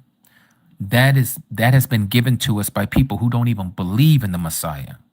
These people who call themselves Jews and are not, the Jewish people, these curly lock folks that don't believe in the Messiah, they gave us a spin-off. They gave us a spin-off of both the Father and the Son's name. They say that the Son's name is Yeshua, which is actually from the Aramaic language. It's not from the Hebrew. And Yeshua, the name Yeshua or the word Yeshua means salvation. Okay. And then they gave us the name of the Father and they told us his name is Yahweh. His name is not Yahweh. Okay. So both of those are wrong. Okay. Now, the reason why the name JC is not the correct name. Okay. This is where it gets real tricky. This is how subtle Satan has changed things, because Satan has taken the word and he's corrupted it. You got to ask yourself the question. When you read Matthew chapter 1, I'm going to read it out of the King James Version so you can see it for yourself. Okay? And don't pay attention to anybody else who's saying something to you. I want you to pay attention to what I'm sharing with you right now. Okay? Because if you're truly interested, I want you to see this, all right? Because it's for your soul. If you want salvation, you're going to have to know the name. And if you want salvation, you're going to have to know what he taught. All right? So if we go to Matthew chapter 1, notice what it says here, E&L. Verse 21 of chapter 1. And she, that is Mary, shall bring forth a son, and you shall call his name, and they gave us the J-E-S-U-S. But notice what proceeds after that. J-E-S-U-S, and says, for he shall save his people from their sins. So it's telling you that the name has something to do with, for he shall save his people from their sins. Now, my question to you, E&L, is, what does Jesus mean? Can you show me from any language on the earth, translated into the English, what does Jesus mean? Because Jesus isn't English. Because if it was English, it would have a meaning. So what does Jesus mean, E&L? And I'm going to show you why that name is wrong. But I want to see, and because I want you to participate, right? Reciprocate with me as we're having this conversation. What does Jesus mean?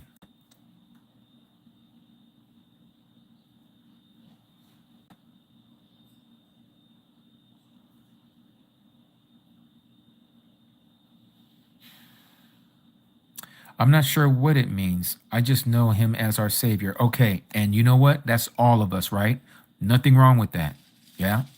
I was the same. When I used to preach the gospel, I told everybody that they need to believe in the L-O-R-D and Savior as J-E-S-U-S. Okay? I used to preach that hard for decades. Okay? But what I'm trying to get you to see is that in these last days, he says that this is a prophecy, that he is going to give us his true name again. Let me show you from Zephaniah chapter 3, verse 9. Zephaniah in the Old Testament, give me a second here. Chapter 3, verse 9.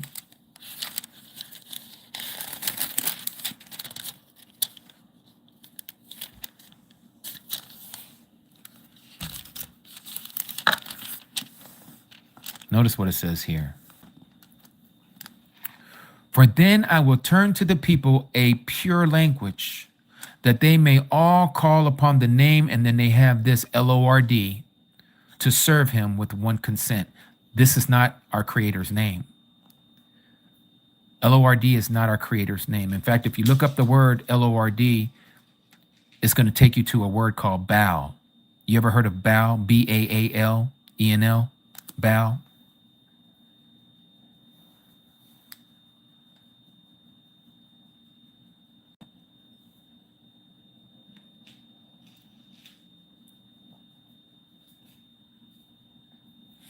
You ever looked up the word Lord and found out that it means Baal? I have heard of Baal. Okay, so let me show you this. Because I don't want to just speak it to you. I want to show you evidence, right? This is another one that's going to blow your mind. If you have eyes to see and ears to hear, this is going to blow your mind, ENL. This is another prophecy. I'm about to take you to Jeremiah chapter 23. I want you to read this with me. Jeremiah the prophet, chapter 23. It says that we were going to call him Lord. I want you to see this. And he's not happy with that title. The Creator is not happy with the title Lord, okay? But let Christians tell you, and they'll just say, don't worry about it.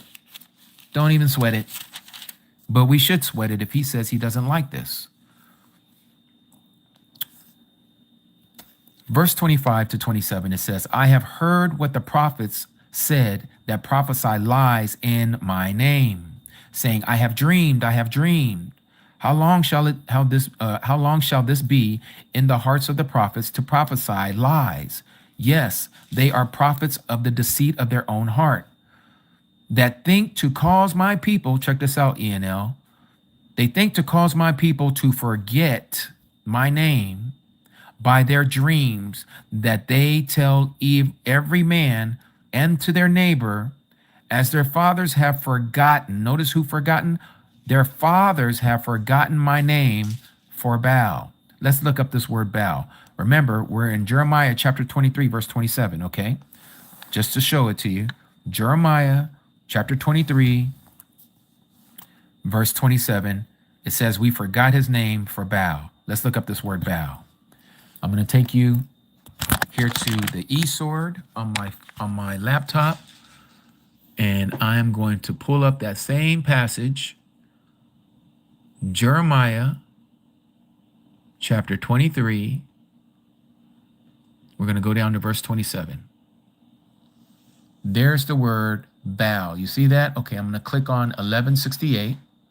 I'm going to open it up here in dictionary. 1168, right? There it is, Baal. Then it says the same as 1167, Baal, Phoenician deity, right? All right, let's click on 1167. Look at this with me, ENL.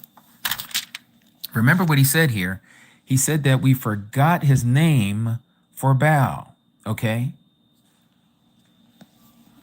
Let's see, what do we call him? Do we call him master all the time? No. We don't call him that. We might call him that every once in a while. Do we call him husband? Not always. Owner? Not really.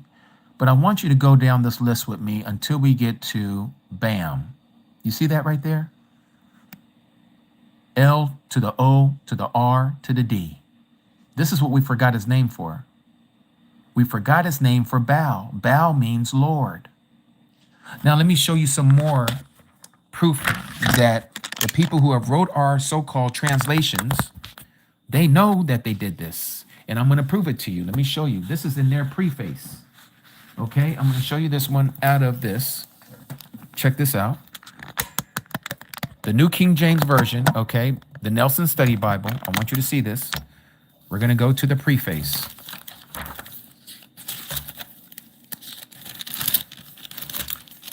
Here's the preface. One more page over. I want you to read this with me, okay?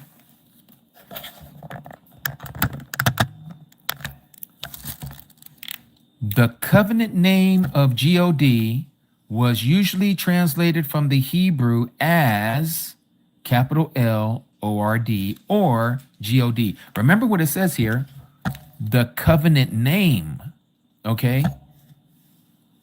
Usually translated from the Hebrew as L-O-R-D and G-O-D. Using capital letters as shown in the King James Old Testament, this tradition, ENL, this tradition of removing his name and replacing it with L-O-R-D and G-O-D is maintained. Okay. In the present edition, the name is so capitalized whenever the covenant name is quoted in the New Testament from a passage of the Old Testament. Now, I got to ask you a question, ENL. Why would they remove his name and put this word Lord there? Why? We got landlords, yeah?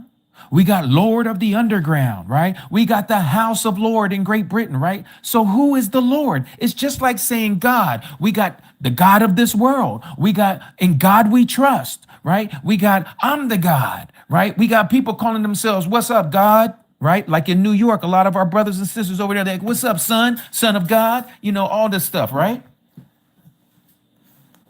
But you're not identifying who the person is in scripture that says this is not his name. He says we forgot his name. And not only did we forget his name, ENL, we replaced his name everywhere where his name should be. They replaced it with LORD and GOD. Do you know how many times that occurs in your King James Version, New King James, NIV, ESV, all these other NLT and all the other translations in English? Almost 7,000 times, ENL. They've removed his name out the books. Who do you think did that? Whose agenda would it be to remove the name of our Creator and to remove the name of his Son off of the books of the pages? It's not your pastor. It's not the seminary schools. It's not the Pope. It's not any of these people or those who have gone and passed before us.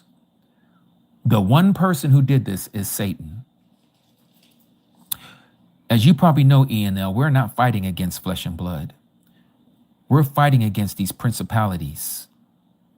We're fighting against these wicked heavenly messengers. Not all of them are wicked. The 1/3 that fell with Satan, this is who we're dealing with. They hate our Creator. So when you say, do you hate Jesus? I hate the name Jesus, but not who Jesus stands for, because they replaced the name of our Messiah and gave him a Greek name, Jesus, as our Spanish-speaking brothers and sisters call him. They call him Jesus. We say Jesus, okay? There was no letter J until 1524. Before 1524, there was no letter J in the King James Version. If you go back and you look at the 1611 authorized version of the King James Version, where you see the letter J for Jesus, is going to be a letter I. Why is that there? Because they were calling him Jesus. Jesus. And what does Jesus stand for? Hey, hail, Zeus. Praise Zeus. People don't want to believe that Zeus, and I'm sure you probably heard of this before, ENL. Let me show you something. Let me show you this.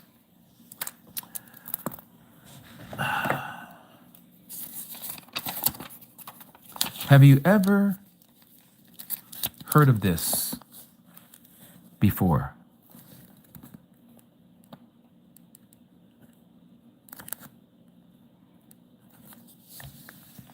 Have you ever heard of this before, ENL?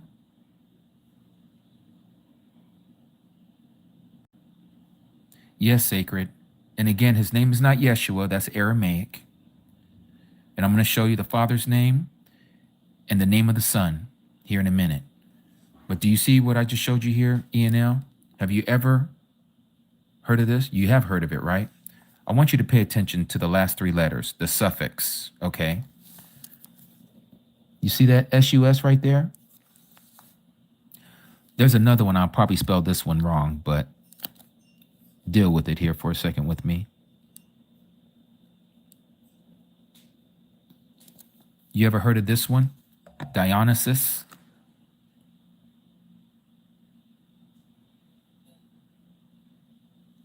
You notice the S-U-S in Dionysus? Yeah, you've heard of that too, right? How about this one?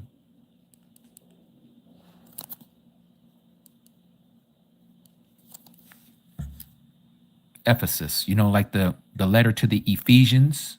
They live in Ephesus. You see this SUS right here? Or what about this one? This is where Paul was from, who they call Paul. His real name is Shaul. Tarsus. You see all of this here? All of this, let me show you. I want to show you something here. Let me pull this up. Give me a second. Let me see if I can locate it here. Give me a second. I got to pull it up here. Okay.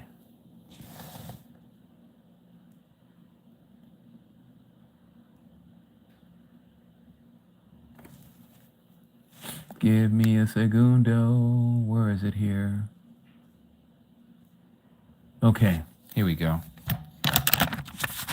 I want you to see this, ENL.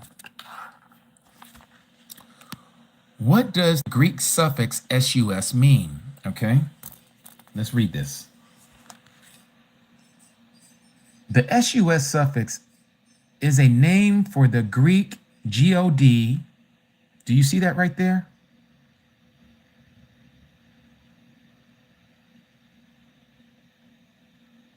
I could stop right there, but we're going to read more. Do you see it, ENL?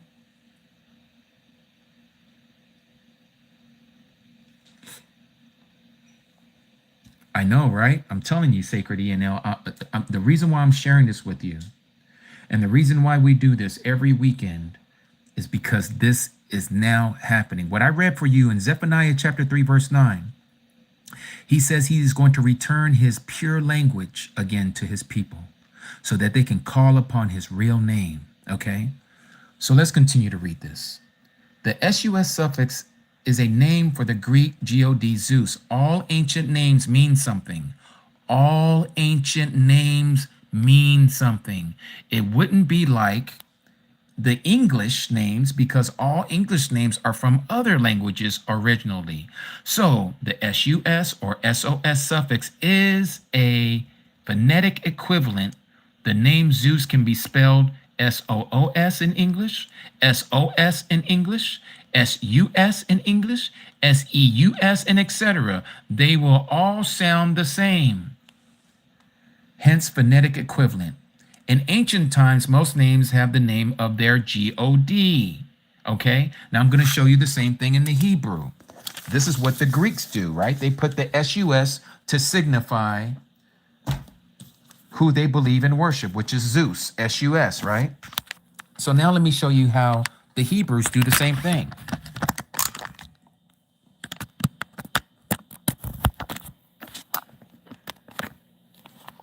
So let me take you to Isaiah. You probably heard of Isaiah. Let me show you what his real name is. You asked me, so what is the name of the Father and the Son? Here it is right here.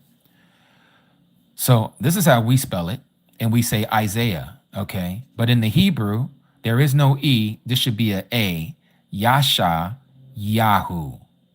Yahu is the name, the contracted name of the Father. It's even more contracted than this. Have you ever said hallelujah, ENL? Have you ever said hallelujah? Hallelujah is a phrase, not a word, okay? In Christian circles, especially in the English, we think of it as a word, and we say hallelujah. But hallelujah is a phrase. You have said it, yes, exactly. So hallelujah, where how you spelt it there with a J-A-H, that should be a Y-A-H, okay? Hallelujah means praise to the I am. Yah is I am. Do you remember, did you read in Exodus chapter 3, where Moses, when he was getting ready to be sent to his people, the Creator said to him, you are to go to your people and bring them back to this mountain, this same mountain, Mount Horeb, we know as Mount Sinai. And so Moses, his real name is Masha, okay? Masha said to Alua Elohim, this right here in the Hebrew, translating it into the English would be mighty one, or it can be plural, mighty ones, okay? But in this instant, it would be singular, because he's speaking to the creator.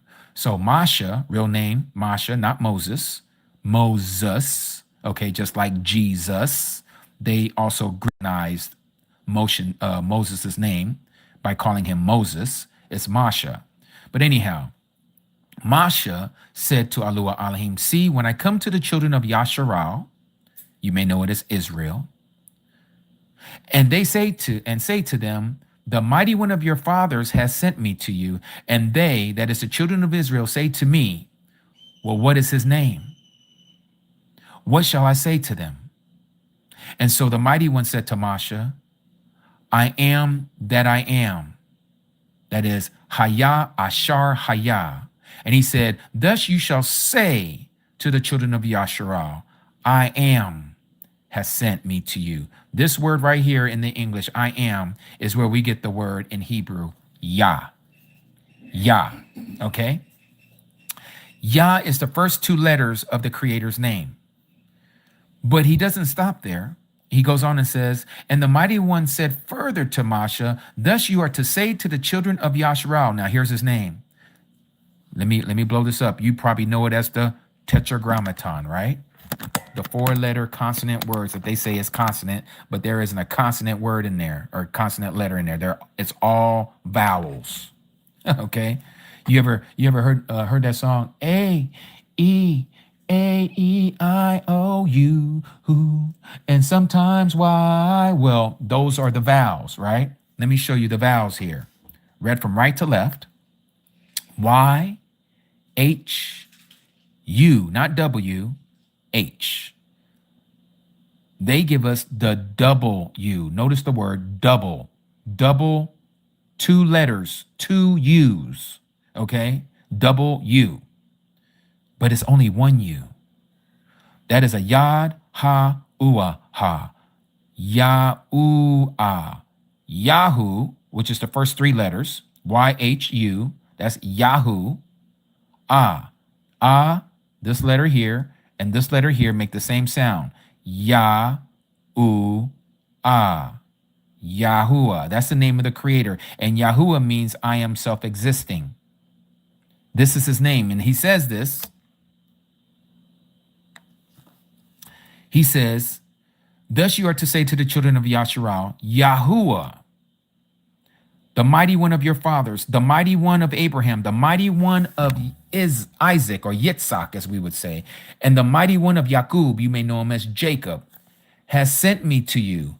This is my name, ENL, forever. It never changes. And this is my remembrance to all generations. Name doesn't change. Names don't translate. You can translate the name, but if you're going to translate the name, make sure it is exactly where it comes from the other language that it came from originally. And so this is why I translated the name Yahuah, the Father's name. Yahuah means I am self-existent. Now, what is the Son's name? Well, let me show you. Remember what the Son said in John chapter 5, verse 43? If you don't, let me bring it up to your recollection.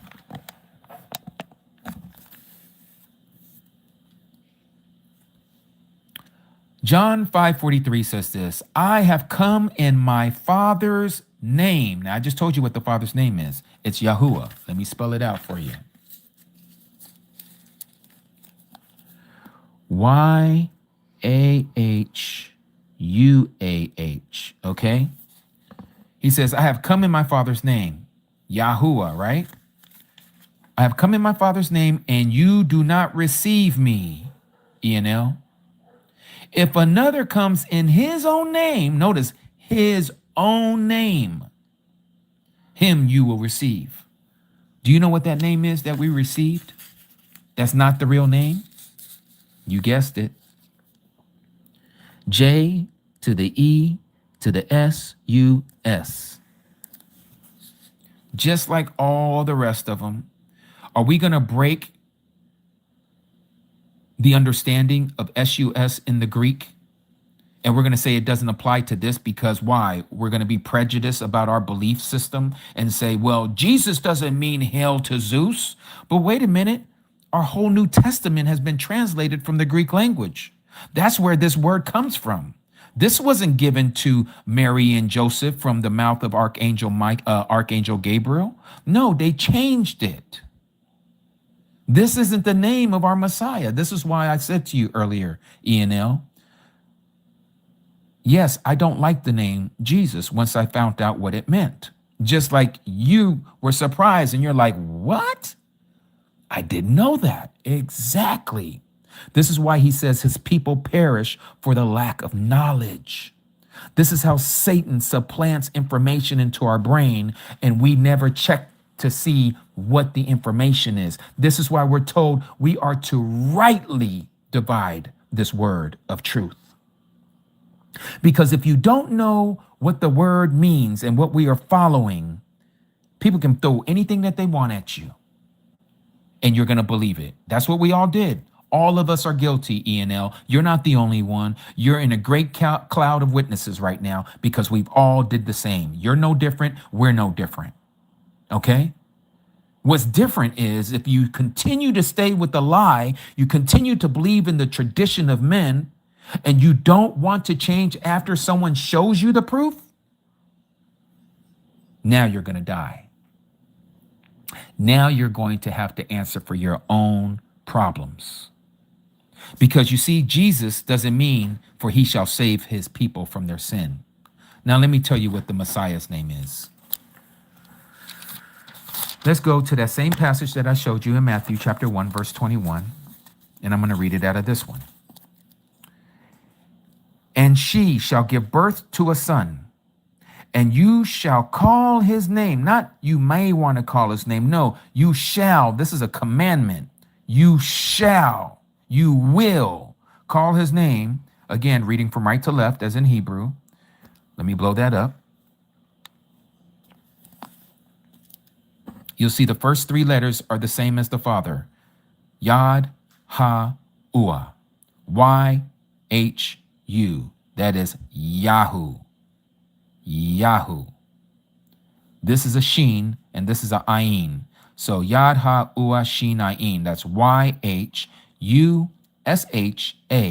That spells Yahusha. That's his name, not Yeshua. Yeshua, again, is Aramaic. That's not Hebrew. This is Hebrew. This is Hebrew, and it means I am is salvation. This is why the Archangel Gabriel told Joseph that they are to call his name Yahusha. Why Yahusha? For he shall save his people from their sins. Yahusha, again, means I am, Yah, I am. Husha is salvation. I am is salvation. Why? For he shall save his people from their sins. This is why I asked you, what does Jesus mean? Because you see, all these ancient words have meaning. Today, we just call our children because we like the way it sounds. Or we call our children because that's what the dad was named, or that's what the mom was named, or that's what the grandfather's name. So we just carry on the tradition. We don't give them the purpose of their name. You see, everybody that came before us, everywhere in the Old Testament and even the New, people were called certain names because their parents wanted a certain outcome in their life. I'm going to call him this name because he is going to fulfill what this name means. And so they would give names out that way.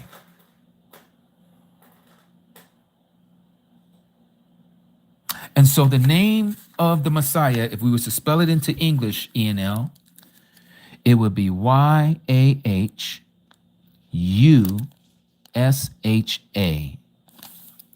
Yahusha. Now, the Creator said, now Yahusha is Yahuah manifested in the flesh. The Son is the Father manifested in the flesh. But the Son said that he is going to call a people after his name. You ever heard of the tribe of Judah? Well, the tribe of Judah, let me put it on top of the name of the Father here. It's spelled Y-A-H-U-D-A-H. The only difference between Yahuah, which is the father's name, and Yahudah, which is the tribe of Judah, the only letter between the two that is different is the letter D. This is why we know his name is pronounced exactly like we pronounce the tribe. Yahudah, Yahuah.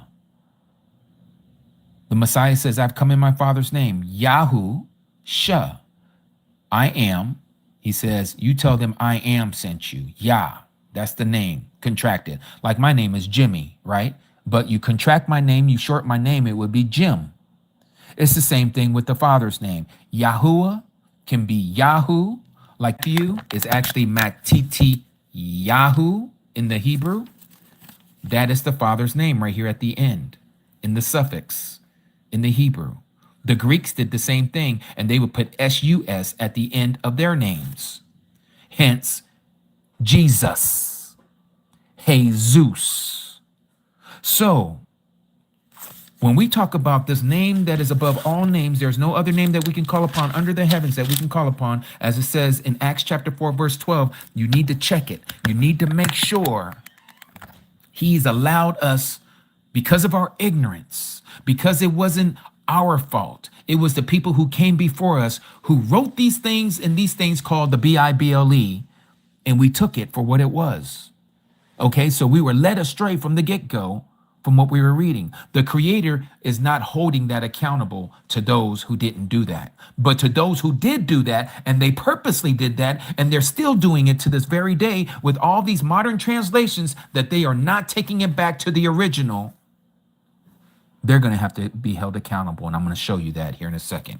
But here, Acts 4:12 says, there is no deliverance. Yours will say, there is no salvation in anyone else.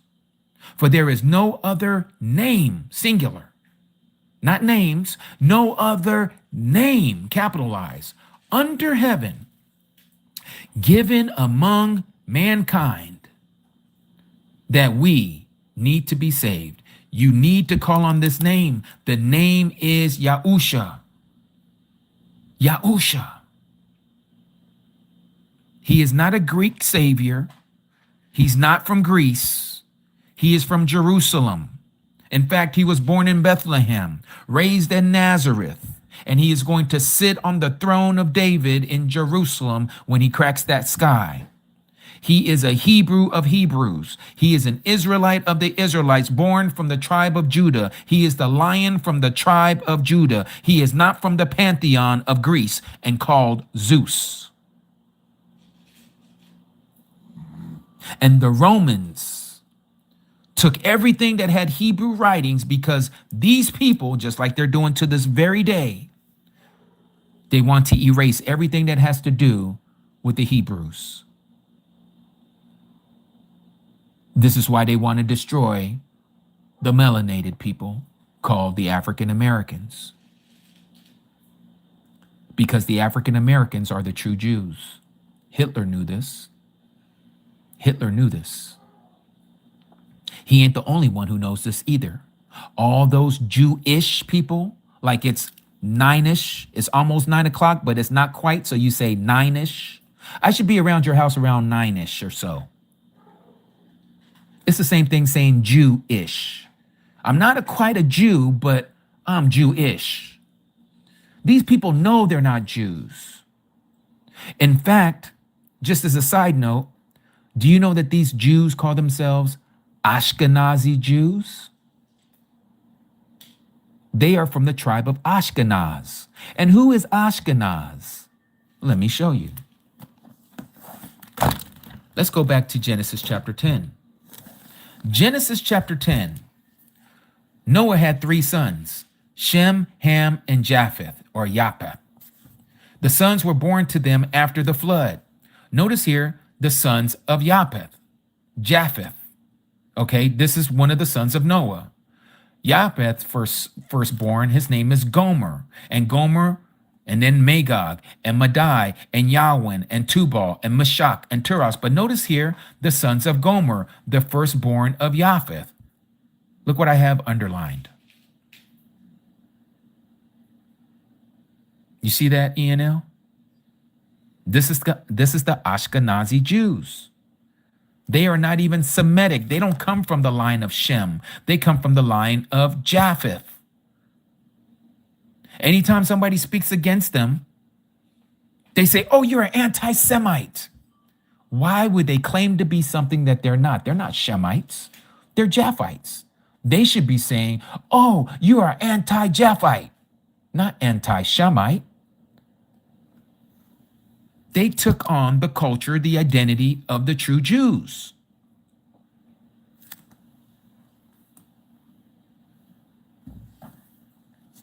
This is a very serious situation that we find ourselves in. This is why what I was sharing earlier, ENL, in case you don't know this, Christianity is about to be destroyed. And it's about to be destroyed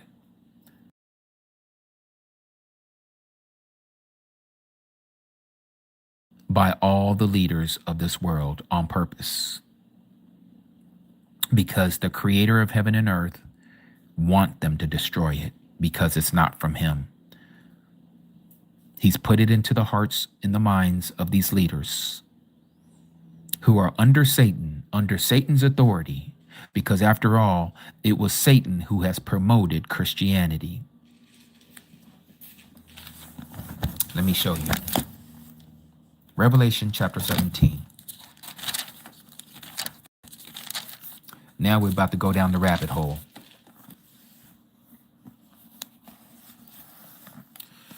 We are called the followers of the way. Exactly what the first disciples were called, followers of the way. The other word that we use is Natsarim. You may have heard it transliterated as Nazarene. It's Natsarim. Our Messiah was a Nazarene. We are followers of the Nazarene. Hence, we are called the Natsarim. Natsarim means the watchmen or the branches.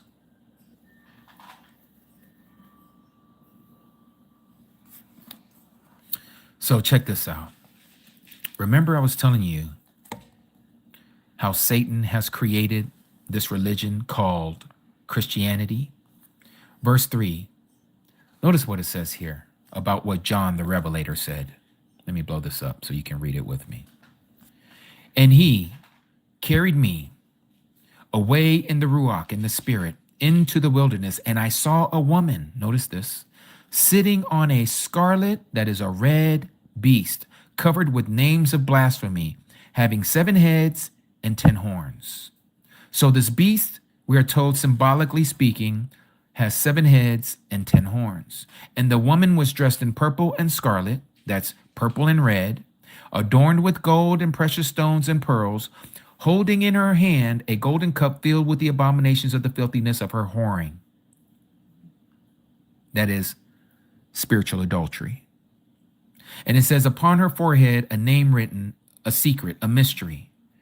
Babel, or Babylon the Great, the mother of whores. Yours may say harlot.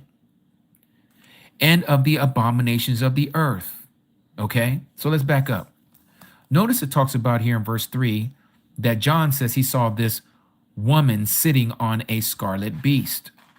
And it says that this scarlet or this red beast has 7 heads and 10 horns. Well, we know that Yahuah's word always tells us what his word means. So we're going to go back a few chapters and we're going to look for the same imagery. This scarlet beast having 7 heads and 10 horns. If we go to Revelation chapter 12, verse 3, it says, and another sign was seen in heaven, and see a great fiery red dragon, having what? 7 heads, 10 horns, and 7 crowns on his head. Well, that's the same imagery that we're given here in Revelation chapter 17.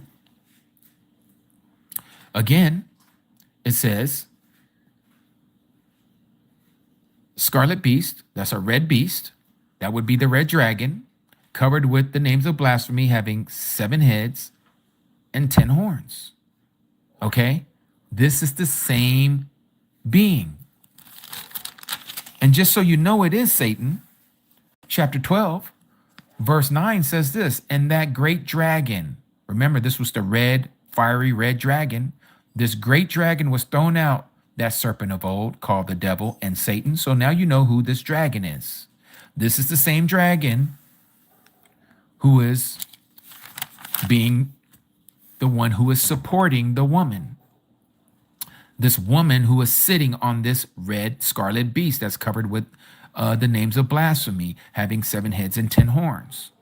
Okay, now, the woman, we're given some identity, was dressed in purple and scarlet and adorned with gold and precious stones and pearls, holding in her hand a golden cup filled with the abominations and the filthiness of her whoring. Now, let me show you who this woman is.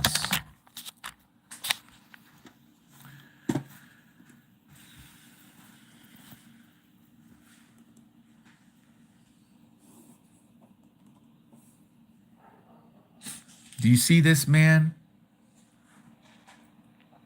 He's wearing purple. Notice this golden cup in his hand. Notice this wafer that he has that's in the shape of a solar disk. They are sun worshipers after all. Soli Victus. This is why they worship on Sunday. This is why they always say that that their Christ rose on a Sunday, Resurrection Sunday. This is why your Mother's Day that's coming up is going to fall on a Sunday. And then the next month after that in June, your Father's Day falls on a Sunday. Why is all this happening? But notice he's wearing purple. But he ain't the only one. Also wearing scarlet, red. You see the golden cup in front of him? He's holding up the same solarized disc, placing it up above his head, as if he's allowing the sun rays to hit it, to bring it and cause it to metamorphosize, is what they call transubstantiation, where this wafer actually becomes the flesh of their Christ. And this grape juice in here transubstantiate into the actual physical blood of Christ. This is nowhere in Scripture, but this is what these people do because they're doing witchcraft. You see the image of the beast back there that people love so well? They call it the cross. This is pagan. This goes all the way back to Babylon. That image right there that everybody worships, this is the image of the beast.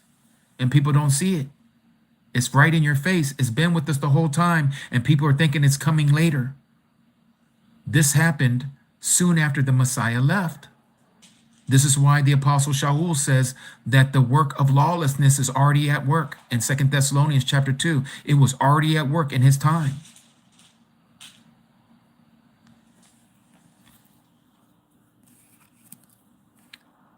The woman was dressed in purple. I just showed you that. Scarlet. I just showed you that. In red. Adorned with gold. I just showed you that. Precious stones and pearls, holding in her hand a golden cup, just showed you that, filled with the abominations of the filthiness of her whoring. This woman is the mother church, also known as the Roman Catholic Church. But notice what it says down here in verse 5. It says that she is the mother of whores. So if she's the mother, then who's the whores? I'm glad you asked. Let me show you. This is her daughters. Here's the mother up here, Catholic Christianity, and here's all of her daughters, also known as the whores. All your Protestant movement, your Orthodox Catholicism, your Russian Orthodox, your Greek Orthodox, all of that, they're all her daughters. They all come from the Catholic Church. All the denominations of Christianity are the daughters of the mother whore. And all of that is going to be destroyed here very soon. This is what it says here about this woman at the end of chapter 17. I just read it earlier, and we're going to put the stamp on it again. And the 10 horns that you saw on the beast, these shall hate the whore, these shall hate Christianity, and they will lay her waste and naked and eat her flesh and burn her with fire. For who does this? For our Creator, our Mighty One, did give it into their hearts to do his mind, that is his will, his desire, to be of one mind, and to give their reign, their authority to the beast, that's the false Messiah, until the words of Elohim, until the words of our Creator shall be accomplished. So what are they going to do to Christianity? They're going to destroy it. They're going to hate that whore, the mother of all the whores. She's the original whore in this one. This is why she's called Babylon, because it comes, the teachings of the Catholic Church has its inception in the religion of Nimrod. This is where you get the Trinitarian doctrine from, Trinity. Nimrod, Semiramis, and Tammuz. This is where the Egyptians got it from. Isis, Horus, and Osiris. And this is where the Catholics get it from. The Father, Son, and the Holy Spirit. This is where they get the Madonna from. The Mother Mary holding her infant child. That's Semiramis holding her infant son, Tammuz. Nothing new under the heavens. Nothing new under the sun. All of this. This is the names of the many names, that is the blasphemies that is written upon her forehead.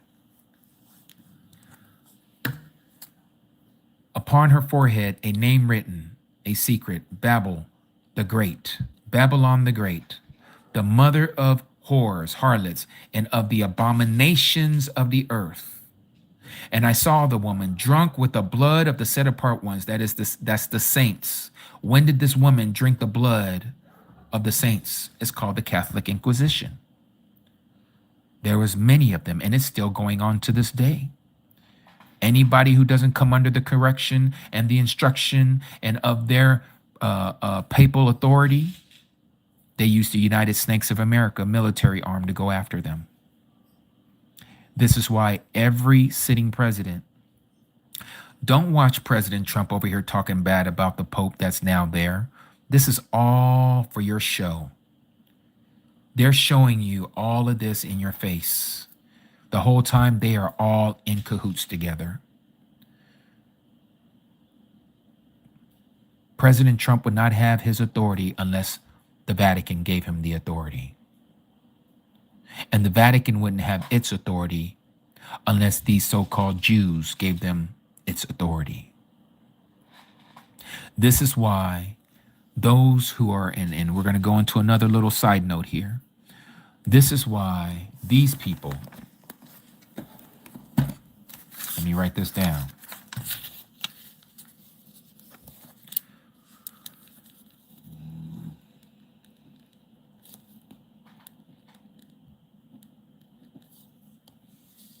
This is why these people run everything. Does anybody know what this means? It's a compound word. I believe it's German. It's a compound word. What does it mean? Anyone?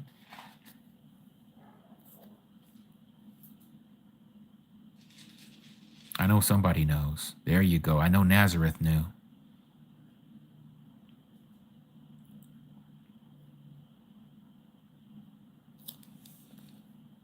The two words here is red shield. Red shield. Who has red shields? Who had red shields? Nope, this is not their original name. They took the name because it has meaning for them. That's right. So let me show you this.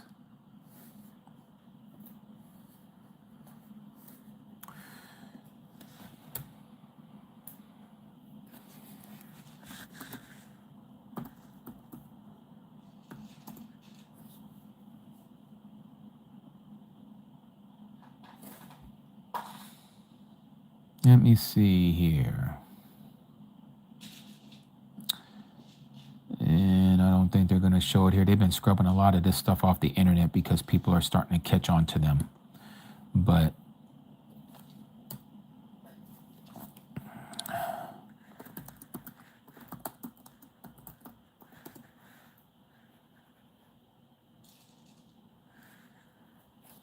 let me see if I can.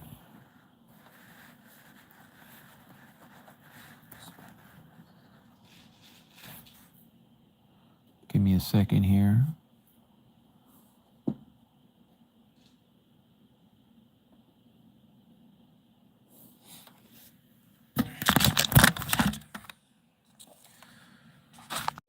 For those of you who are history buffs, you ever heard about how Switzerland, not one bullet from 2 world wars ever landed in Switzerland?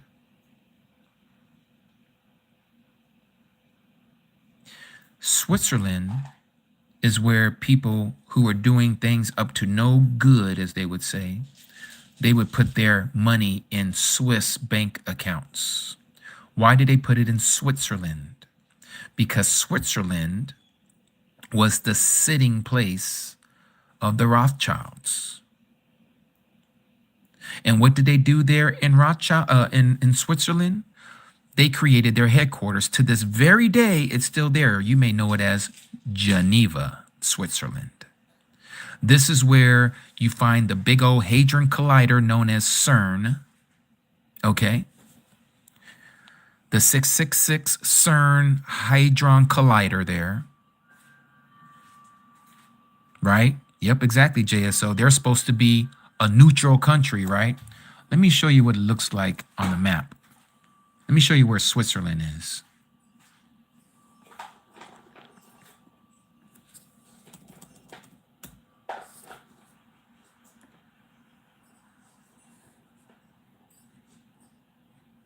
I wish they would give me a better one, but nonetheless, here's Switzerland, okay?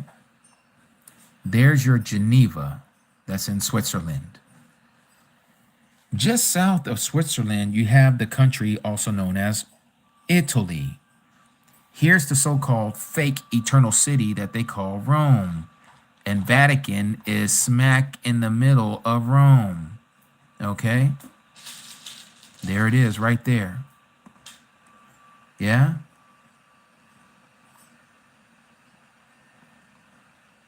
This would be St. Peter's Basilica. This here is the facing of what they call St. Peter's Square. This is where they have the obelisk sitting right smack dab in the middle of their pantheon. Okay. This is the obelisk right here. Okay. See it right there? Egyptian obelisk. They got it from Egypt. Where did Egypt get it from? They got it from Babylon. I mean, this stuff is crazy. When you start to put this stuff together, you start to see how the satanic the satanic system works. All right. So Rome got its power from these people. These are the original Knight Templars. The Knight Templars also used this symbol, the red shield.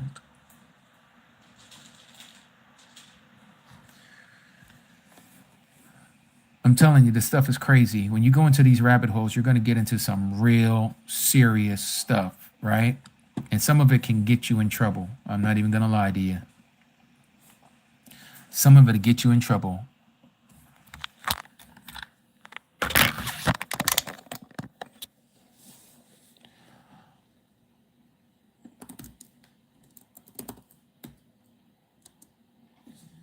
Knights Templar. You see all these peoples? You see all these red crosses? This is all part of the red shield. They put it on their shields. What did Constantine say? That he had this dream, this vision? He said that he was shown in the sky, by this sign you shall conquer. And the cross became universal for Christianity because The Romans at that point became the Holy Roman Empire. The church and state became one. And so now they want you to believe that the United States of America separates church and state. No, they don't. I'll give you proof. Every time somebody goes up to try to become a president, what do the masses of the so-called American Christians want to know? Is he a Christian or not? Even fake Obama, who was a Muslim, who claimed to be a Christian, was actually a Muslim. Okay? Oh, he's got my vote because he's a Christian. President Bush, this man probably never even opened up a Bible except for when he has to go to a funeral or an Easter service. Yep, I'm a Christian.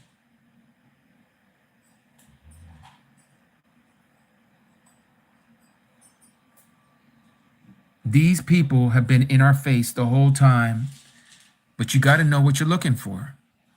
You got to understand how these people have played with our books and have lied to us. And this is why Yahuah says, when we seek him with all of our heart and with all of our mind and with all of our strength, then we shall find him. He says that when we ask him for this information, he is going to reveal it to us. But we, his people, we got to search the matter out. That's what kings do. We're to search these things out.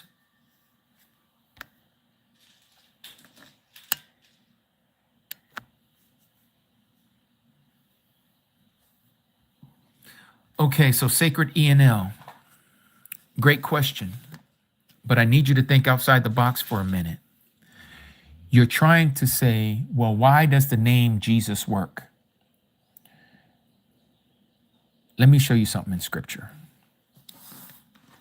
This is how Satan plays with us, you see, because what did the Pharisees and Sadducees want? They wanted a sign. They wanted to know if it's true. Show us a sign if you're the Messiah. He says, no sign shall be given except for the sign of Jonah. As Jonah was in the belly of the well for 3 days and 3 nights, so shall the son of Adam be in the belly of the earth for 3 days and 3 nights. But I want to show you something in Matthew chapter 7.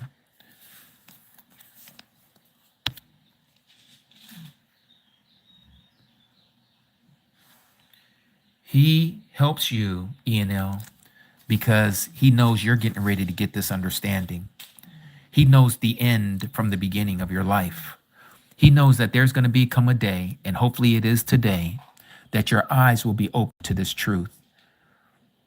And he said, this is why I answered you in that name.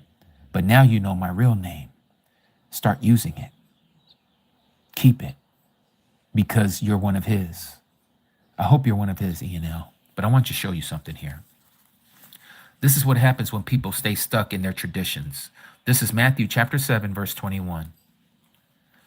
Not everyone who says to me, Master, Master, your translation will say, L-O-R-D, L-O-R-D, shall enter into the kingdom of heaven. But he who is doing, notice what I have underlined there. That's an action word, to do the will or desire of my Father in the Shamaim, in the heavens. Check this out.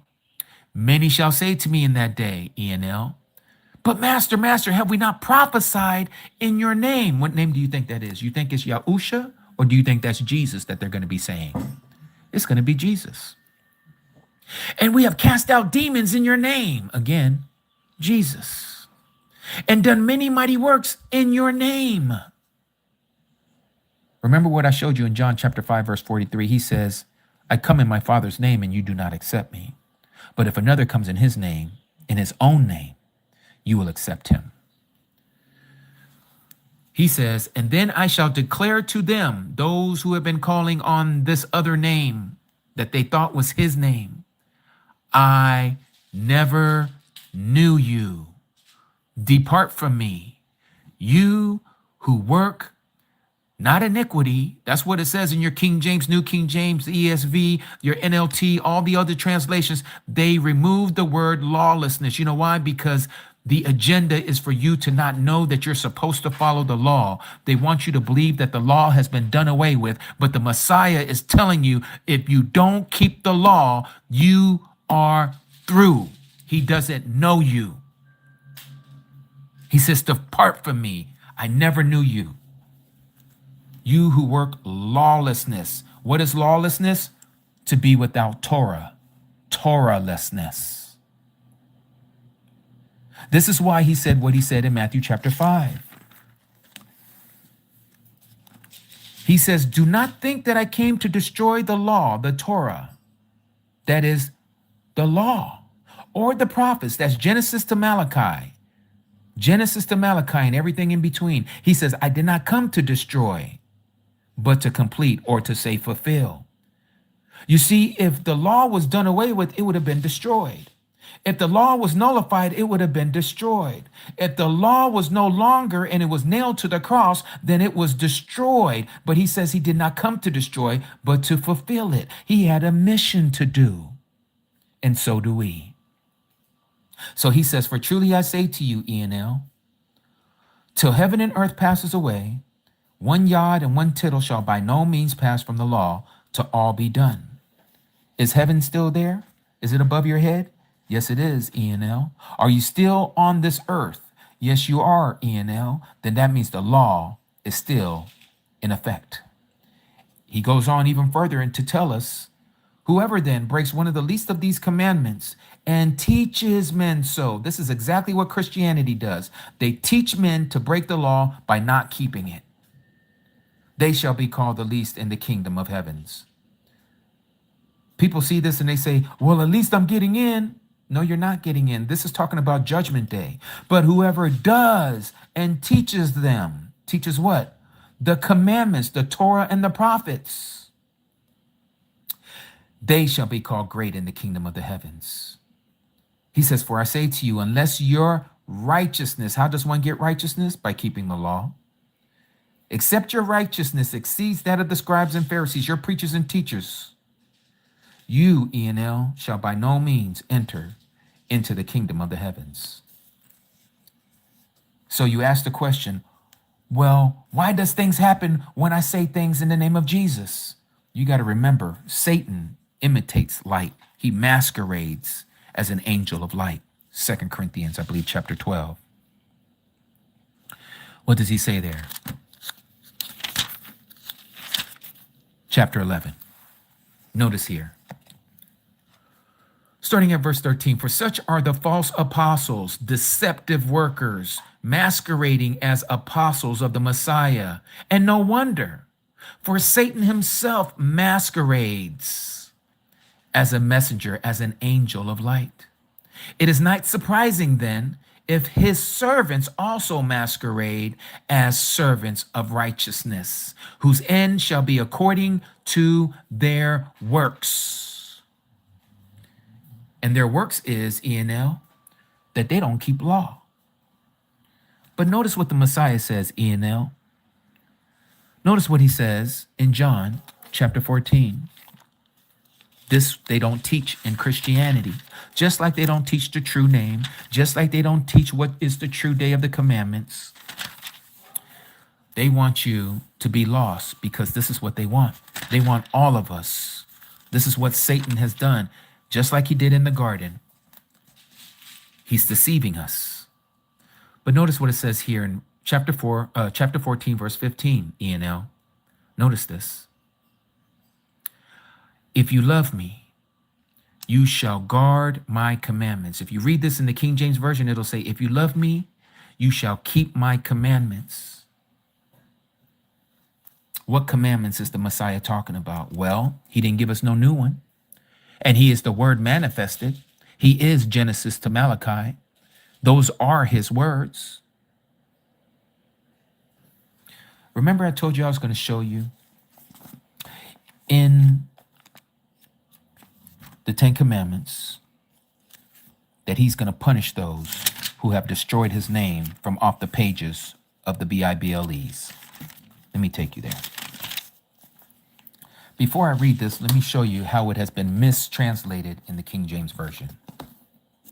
Exodus chapter 20, which is where we find the Ten Commandments, for those of you who don't know. Verse 7 says this. And of course, I don't like saying the Shakespearean language, so I'm just going to speak modern English. You shall not take the name of they use this word, this word, in vain. For this word will not hold him guiltless that takes his name in vain. Now, let me show you how this word should be written. Because you see, when we see this, we all think it's talking about you're not supposed to say and pronounce the name in an undignified way. Like, Jesus Christ. They'll say, oh, you just take the name of the Lord, your Savior's name, in vain. Or they say, God damn. They say, oh, you just took his name in vain. That's not what he's talking about. If you read this, I guess you would think that. Let me show you what it really means. Verse 7.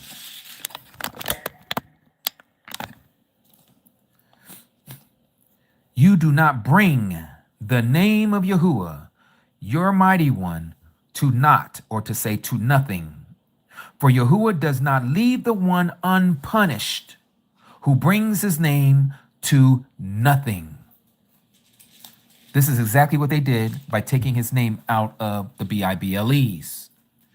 They have taken his name out, supplanted it with this title called Lord, which I showed you, ENL, which literally means Baal. Baal is Satan. So every time that we're saying Lord and we're singing these songs to Lord and to God, we're literally praising Satan. Satan wants the worship. This is why he removed the true names. Because if the name is removed, you have no idea of who your father is. We then become bastards. We don't know our father. This is why he says, I have called you even though you do not know me, says the creator of heaven and earth. He is going to reveal himself to his people.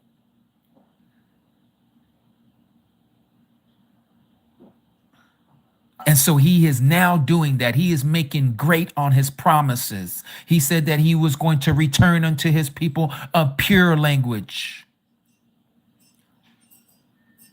That is Kadash Lashon, the set apart language. So that we may all call upon his name with one shoulder, which means in agreement together.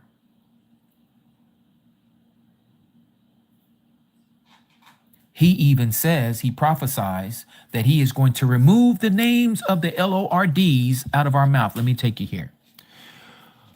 That would be Hosea chapter 3. Look at this. Verse 16. Easy to remember, like John 3:16, Hosea 3:16. And it shall be in that day, declares Yahuah, YHUH, not WH, Yahuah, that you call me my husband, that is Aishi, and no longer call me my Baal, Bali. No longer call me my Lord, is what he's saying. You are no longer going to call me that. He says, I will remove the names of the Baals, plural, from her mouth. Who is her? That's you and me. We are the her. We are the bride. And they shall no more be remembered by their name. So not every knee's going to bow and not every tongue's going to confess that Jesus Christ is Lord. That is a misnomer because that's not his name. When we're in the courts of heaven and we see judgment day, every knee that bows is not going to say Jesus. They're going to say Yahusha to the praise of the Father. Yahusha. Because the name Yahusha is a compound word. You probably heard of Jehovah Jireh, Jehovah Nisi, Jehovah Rapha. Well, that's actually supposed to be Yahuah Rapha, Yahuah Nisi, Yahuah Yara. You see this here? They Germanized all the names and called it Jehovah. It's not Jehovah, it's Yahuah. Just like here, Yahuah Rapha. I am is our healer. That's exactly what this name means. When he came in the flesh, he came as Yahuah Usha. Contraction, Yahusha. That means I am is salvation. I am is salvation. And so he's going to remove these names out of our mouths. We're not going to say these things anymore. That's right, sacred. He said, before Abraham was, I am. In the Hebrew, that would have came out as Yah. That's why the high priest wanted to take him out right then and there. And it says that the Messiah slipped through them and got out of that synagogue because his time wasn't yet.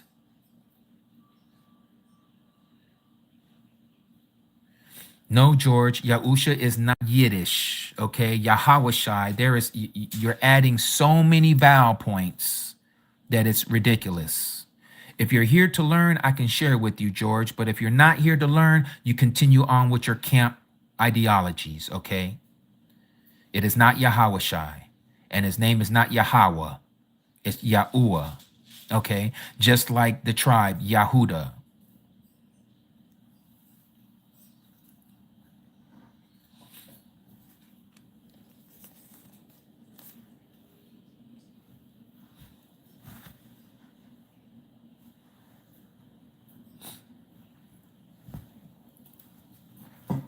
There is a lot to this stuff, and to try to break it down into this little live session is very difficult. You want to ask questions? I'll be more than happy to answer your question, but don't come here and say his name, Yahusha, is Yiddish, because that is not Yiddish by any means. First of all, they don't even use the vowel points that we use. They use letter E's and O's and I's just like you. We don't use I's. There is no I in Hebrew, in Abrit, in the original.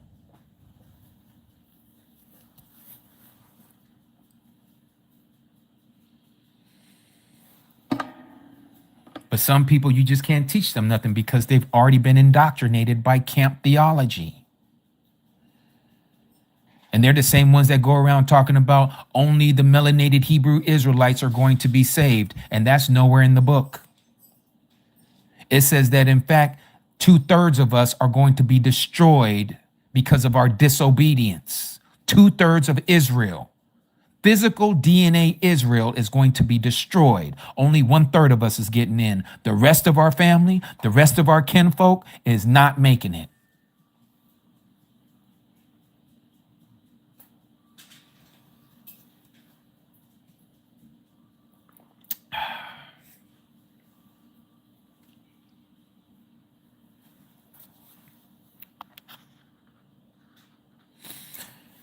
Owen, great to see you here, my Ak from the Philippines. Yes, Diane. So to show you what day we are on the true calendar today, we are on the second Shabbat of the second month. Ashad just made this, so don't think that I'm getting fruitful on you here and think that this is mine. Oh, wow. Okay. Oh, wow. This is how it should low. This is how it should be as I show it. You said they glow, and I said this is how they snow. You're very welcome, ENL. And let me tell you this, ENL, because you sound like a person who's really hungry for the truth, and you're searching for the truth. I would truly like to share some extra information with you, and to all of you that are out there that are seeking this truth. Please go to our website. It's ambassadorsofyah.com.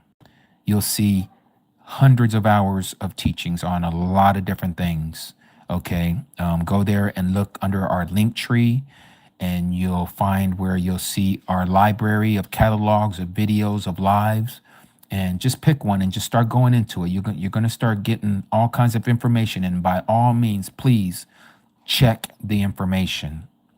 Okay, Don't just take in what I'm telling you. I want you to look into it. Even though I'm showing it to you like I showed today, I want you to go and look for yourself. I want you to pull it up on your laptop, your phone, and say, you know what? Let me look at what SUS means, the suffix of Jesus. What does it really mean, Zeus? Look into it.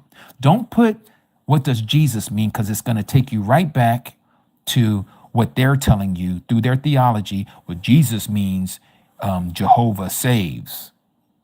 That's not what Jesus means, because if Jesus means Jehovah saves, then you need to show us where Jesus comes from. How does Jesus, in whatever other language that it comes from, and we know it's Greek, show us from the Greek that literally means that Jehovah saves from the Greek language. And they can't do it, because nowhere in the Greek language do they call who they call Jehovah J-E, because there was no J to begin with. So even if they want to say Jehovah saves, they still don't have it. Because I showed you that the suffix at the end of Jesus is paying homage to Zeus. Just like the Hebrews, their names, Yahu, the ending, the suffix of their name is paying homage to the creator of heaven and earth, Yahuah. Matiti is giving homage to Yahuah.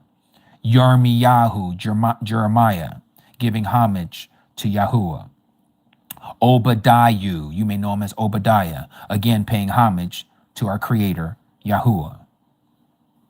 And the list goes on and on.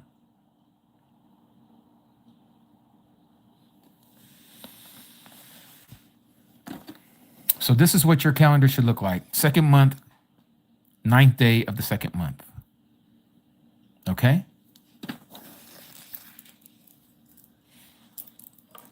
And ENL, if you want to reach out to me via email, you can reach me at ambassadorsofyah@gmail.com. I'll be more than happy to share some things with you. Do be patient with me, because I do have a lot of other ones that I still need to catch up on. And I am a working man. I wish I could do this for a living, where I just do this 7 days a week, but I don't. So I can only take the time out of my week on Sabbaths, which is today. And you might say, Sabbath, ain't that supposed to be Saturn's Day? No, it's not Saturn's Day. That's another lie that they've all taught us. You got to know the true calendar, and the true calendar is based off of the sun, the S-U-N, in the sky. Just like it says in Genesis chapter 1, verse 14. This is why he created the lights in the firmament. They're for times and seasons. They're also for days and years.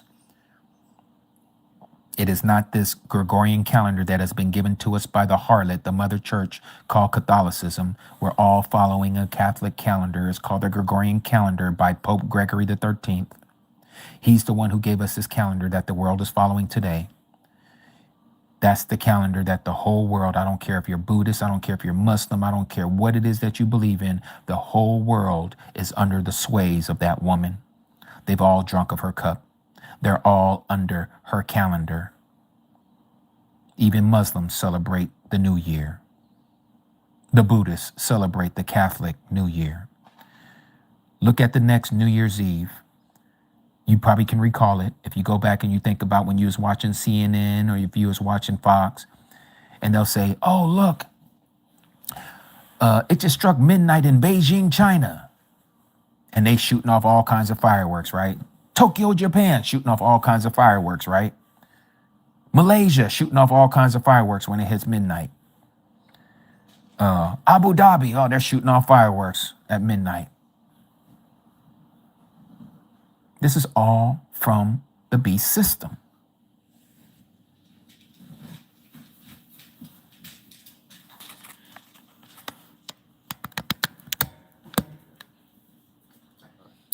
We sure will, Cody Victoria. We sure will. In fact, I'll be getting off here after we do the Arab Palal, and it's at the time of the Arab Palal we'll bring your daughter's name into your daughter-in-law's name into this as well.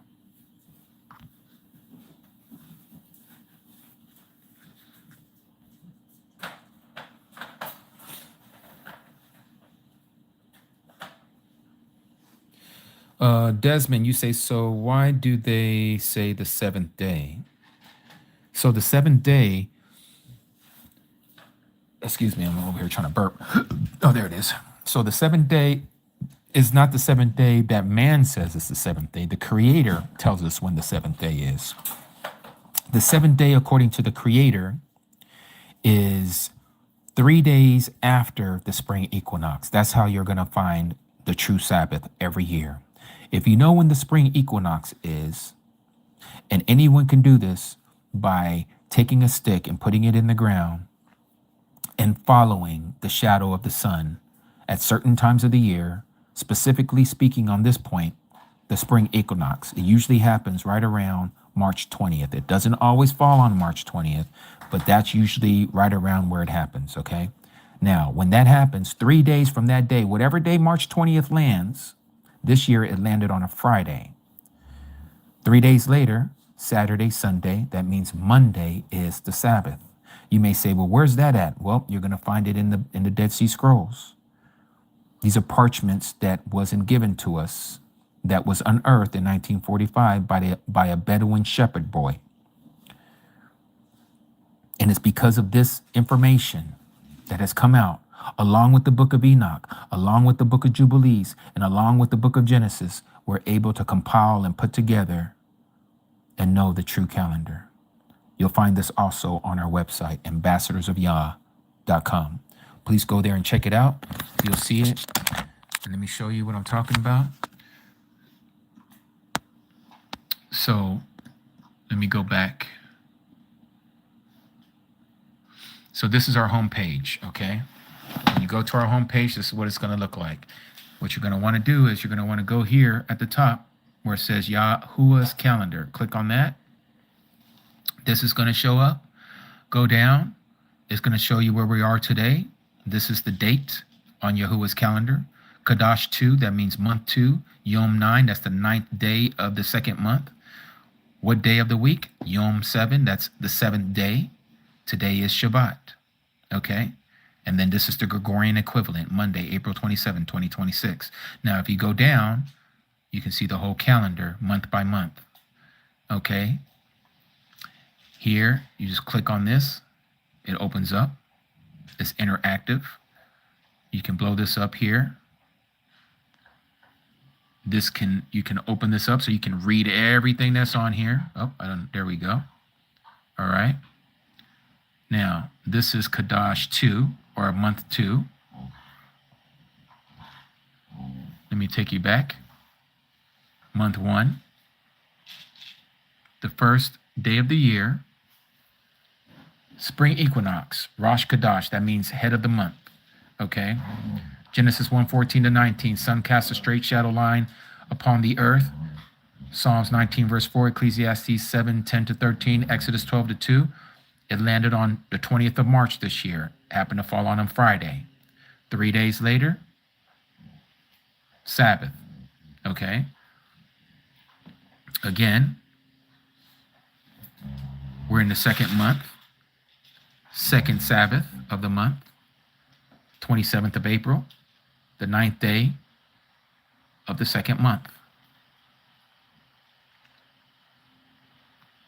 So all the stuff that we've been taught, and the only reason why we put all this Saturday, Sunday, Monday, all this stuff is because this is what we've been taught, right?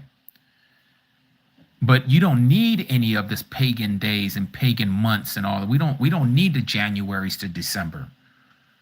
If you know the calendar according to the sun, I could put you in a cave and you could be there for 2-3 weeks. If you know how to read the sundial, you'll get back on within 91 days at the most. You'll be back on schedule by following the sun. If you was in there and you're light deprived and you don't know when the sun's coming up, when the sun's going down, and you're stuck in a cave and you have no clue what day, what month, none of that. And you stayed in there for a whole year. And then you come out of that cave, eyes all squinting, you're trying to get all adjusted to the sunlight. And you're like, man, I got to find out where I am on Yahuah's calendar. You put a stick in the ground, make sure nothing bothers it. Clear an area around where you can get a clear sighting of the sun from the rising on the east to the going down in the west. And you start marking out the shadows from that stick. and you're watching for a straight line shadow that happens twice a year. The spring equinox and the fall equinox, separated by 6 months. Then we have two solstices. We have the summer solstice and we have the winter solstice. Those 4 great signs upon the earth happens every 91 days. Every 91 days. When you know those points, those 4 points, the equinoxes and the solstices, it tells you where you are on Yahuah's calendar. Knowing that 3 days from those 4 great signs is going to be the Sabbath. Let me show you what I'm saying. Let me take the same calendar again. Okay. If you know how to find the equinoxes and the solstices, you're going to be able to get back on cue with the months and the days of the week. So here on this calendar bead that I have here in front of me, you'll see up here at the top, there's these 3 separator beads that's to separate the seasons, okay? 4 seasons in a year. What you're going to find here at the bottom, every 3 months, on this one, every gold bead is a Sabbath. This would be the spring equinox. 3 days later, your first Sabbath. We get to the summer solstice. This is the summer solstice right here. The first day of the 4th month. 3 days later, your Sabbath. We get to the fall equinox. That's it right there. The first day of the 7th month. 3 days later, your first Sabbath. We come to the winter solstice. 3 days later, this is the 10th month. 3 days later, you have your Sabbath. This is the genius of our Creator's calendar, that no matter where you live on the earth, you're able to do this. This is why he gave us the sun, moon, and the stars, but particularly the sun. We know this because in the book of Jubilees, he tells us outright, as he told Masha, you know him as Moses, Jubilees chapter 2, verse 9, he says this. We're getting close to the time of the Arab Palah, that is the evening prayer. Jubilees chapter 2, verse 9, it says this. In fact, we'll read 8 and 9, so you get a great understanding of what we're reading here. Moses, who wrote Genesis, Exodus, Leviticus, and Numbers, and Deuteronomy, he's the same one who wrote the book of Jubilees. This was considered canon with the early believers. They're not canon now because they don't want us to know this true calendar information. It says, and on the 4th day, he, that is Yahuah, created the sun, moon, and stars, and set them in the firmament of the heaven, to give light upon all the arats on the earth, and to rule over the day and the night, and to divide the light from the darkness. Now check out verse 9. And Aluah Alahim, the mighty of mighty ones, appointed the sun, not the moon.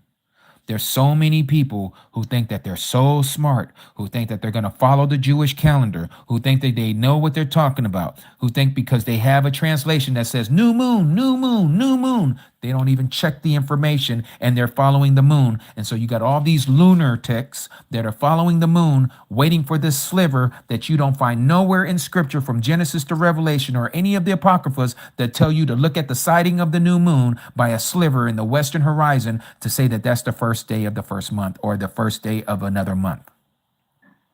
You won't find that anywhere in scripture. And yet they're teaching it to everybody. Where did that doctrine come from? It came from Babylon. But nonetheless, and the mighty one appointed the sun.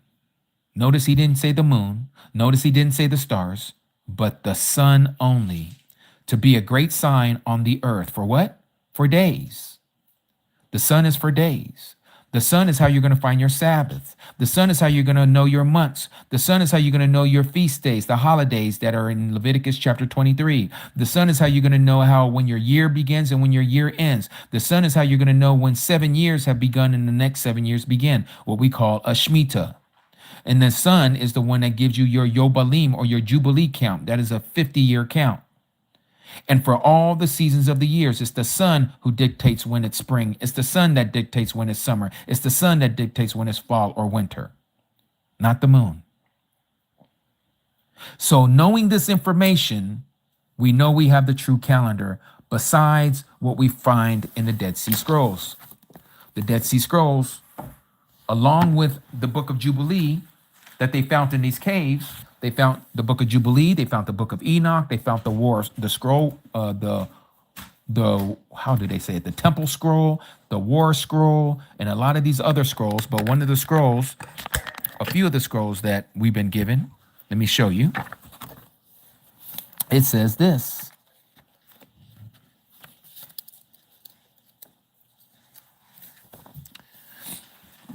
This is 4Q400 fragment, okay? To the master, Song of the Holocaust. The word Holocaust means a divine offering, okay? It's an offering to Yahuah. It's not the Holocaust that we've all been accustomed to hearing about, this sacrifice of these people that say that they're a sacrifice. To use the word Holocaust is saying that they're a sacrifice to the Mighty One.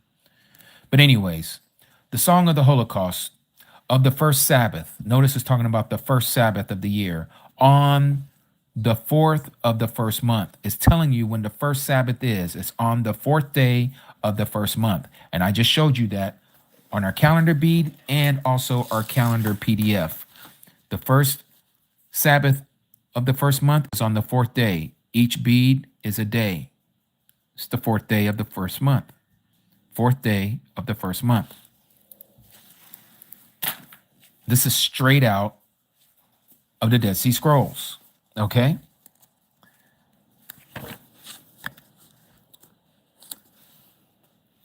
On the 4th day in the week, the sons of Gamul in the first month of the first year, this is talking about the Sabbath, okay? It's about that time to pull off. But if you used to go through all of this, you get all this information. Here's another one I put here. Seems to be a quote from Yobalim chapter 2.9. The days and the Sabbaths and the month for years and for sabbatical years or 7 years and for jubilees. This sounds like exactly what I just read for you in Jubilees chapter 2 verse 9 that was cut off. And then it says on the 4th day of the week, the 4th day of the week, the sons of Gamul. So what happens on the 4th day of the week? That's the first Shabbat. Gamul and his sons would have to do temple, what do you call it? Temple chores. Temple chores. You may say, what are you talking about, temple chores? I'm talking about going and getting water for the laborers, going and getting sticks and wood for the altar.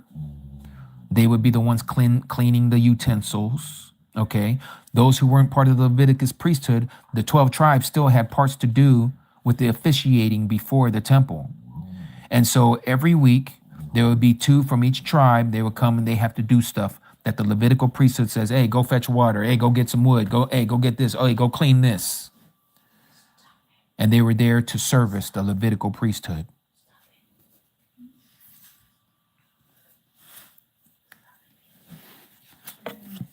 So this is some more information for those of you who want to look into the deeper things of Scripture. Very, very important information. But again, you're going to find a lot of translations where they put in their own understanding. Even in the Dead Sea Scrolls, this guy here, Giza Vermes, he puts his own spin on stuff, and you'll see it here. Let me show you. Look how he puts this here. He puts this calendar here, but then he adds this pagan confusion that I put here. He puts Sunday, Monday, Tuesday, Wednesday, Thursday, Friday, Saturday, and then he tries to say the first month of the first year in a 6-year cycle. So here, notice that they hear the 4th day is the first day of the year, so they automatically assume it's going to be a Wednesday according to the Gregorian calendar. Again, you cannot use the Gregorian calendar when it comes to the first day of the spring equinox. When the spring equinox happens, it doesn't matter what day that sun lands on that spring equinox. Whatever that pagan day is, that is the first day of the year. You don't wait till the next Wednesday to come around, which there's people that are doing that. They'll say, oh man, the spring equinox just happened on a Thursday. Well, we got to wait till the next Wednesday to start our count so we can always have a Saturday Sabbath, because that's what they want. They want to keep it to where they're always having a Saturday Sabbath. That is not scriptural. Saturday has nothing to do with the Sabbath. Saturn's day has to do with the six-pointed star. It's called Saturnalia, also known as the Star of Ramphan. This is why these Jewish people make sure that their Saturn's day, their Sabbath day, always fall on a Saturn's day, because Saturn is equated to that six-pointed star that they call the Star of David. David don't have no star, but they say it's a star to David. So this mess causes confusion. That's why I put this here for myself, to show you guys this is why you can't use none of this, because whatever day that first day is when the spring equinox happens, that is the day. You don't wait on it and say, well, it landed on a Thursday, so we got to wait so we can make sure that the first day of the year and the first day of the month lands on a Wednesday, and then you start your count to go to your Sabbath. You can't do that. There is no instructions for that. No instructions for that.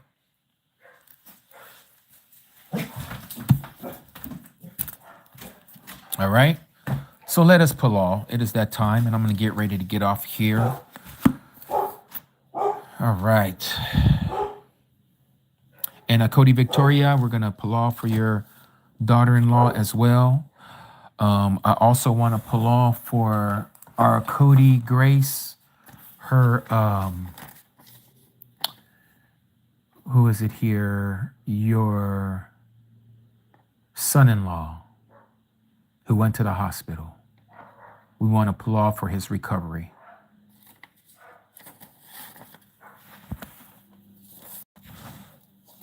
All right. All right, let us pull.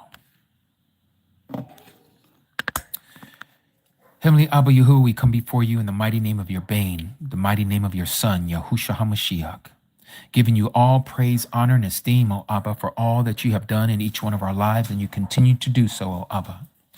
Abba, we thank you for opening our eyes to your truth, and for those who are new to this understanding, may you continue to open up their eyes, that you will reveal yourself to them, so that they too may come into this truth and be saved.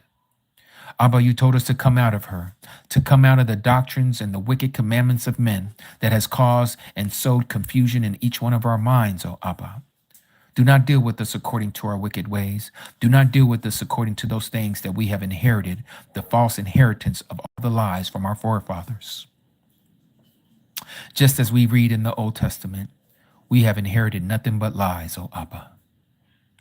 Please have mercy upon each and every last one of us. We ask that you help us to expose the transgressions in our life, so that we will change our walk, and that we will walk in the newness of life, and that we will walk in the light and not in the darkness. Help us to continue to keep your commandments, your instructions that you have given, not only to us, but to our forefathers that came before us, O Abba. For you have shared and you have told us that you would once again return us to follow and search out the commandments and the ordinances that have been put to the side by our ancestors, and that we once again will pick it up and we will look into these things, and knowledge will increase, as you have told Daniel in chapter 12, verse 4 of the scroll that you gave him. Abba, we continue to pull for our friends and our family. We pull, O Abba, for our Akudi Victoria's daughter-in-law. We ask, O Abba, that you would help her as they induce the labor.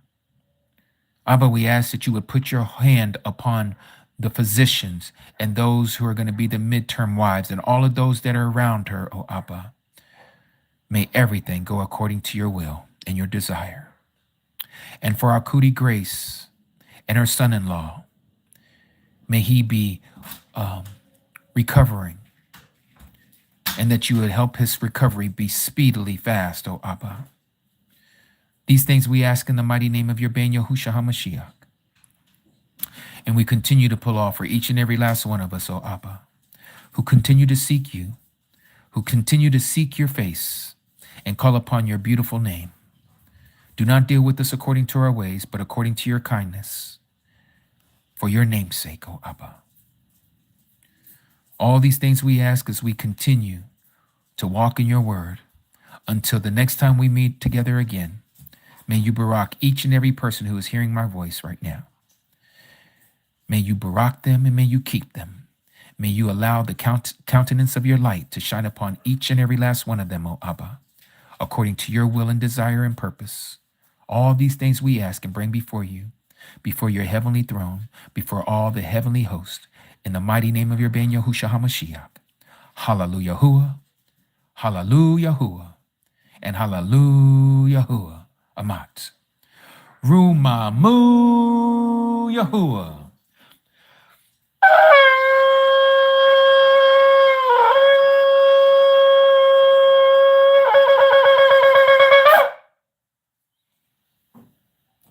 Hallelujah. All right, Mishpachah. So I'm about to get off of here. I want to thank each and every last one of you who came. And again, for those of you who are new, please go to our website to get more information, to know what we're all about. Again, you'll find a lot of study material there. You'll find a lot of teachings there. You'll find a lot of videos there. You'll find the calendar there. You'll find our shop to get some merchandise. If you'd like to get some stuff with Yahuah and Yahusha on shirts, we have two people that make beautiful shirts, customized shirts, of course, at a cost. We also have calendar beads that are available at cost. We also have, what else? I'm trying to think of what else we have. I think that might be pretty much it. But again, if any of you want to reach me, do be patient with me. And you can always reach me at ambassadorsofyah@gmail.com. And we'll go from there. Until next time, Yahuah barak each and every last one of you. May he continue to use you for his purpose, for his name's sake, and for everything that he does with each and every last one of us. May we give him all praise, honor, and esteem. May we make him proud. May we continue to pray for one another. The days are getting short, Mishpachah. And if this should be the last time that I'm on these airwaves, I will see you when his kingdom comes. Stay strong. Don't give in. And don't take the mark. Ahaba Atah. I love you all, Mishpachah. My name is Og Jimmy, also known as Brother Jimmy, and we are ambassadors of Yah. Shalom, Mishpachah. Shabbat Shalom.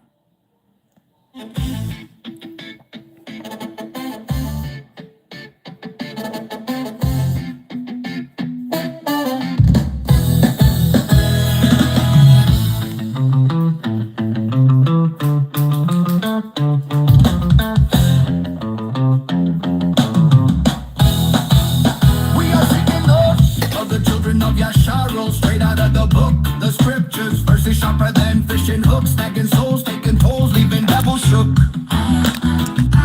Who we be? Messengers, truth bringers, that's the key. Unlocking minds in darkness and debris. We are the ambassadors, ambassadors, yeah. We are the ambassadors, ambassadors, yeah. Spreading love from near to far. We are the ambassadors, ambassadors, yeah. Listen close, hear us, yeah. We are the ambassadors, ambassadors, yeah. Spreading love from near to far. We are the ambassadors.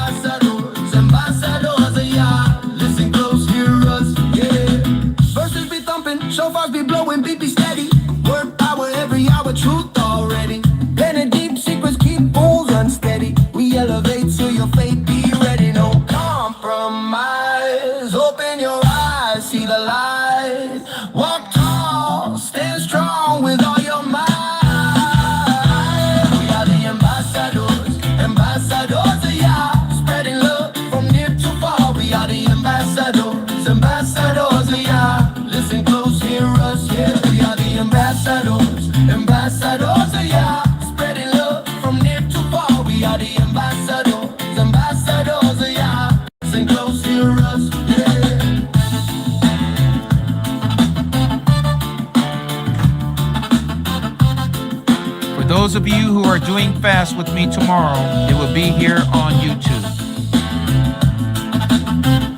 8 o'clock Pacific, 9 in the morning Mountain, 10 Central, 11 Eastern. Open your eyes, see the light. Walk tall, stand strong with all your might. We are the ambassadors of Yah, spreading love from near to far. We are the ambassadors of Yah.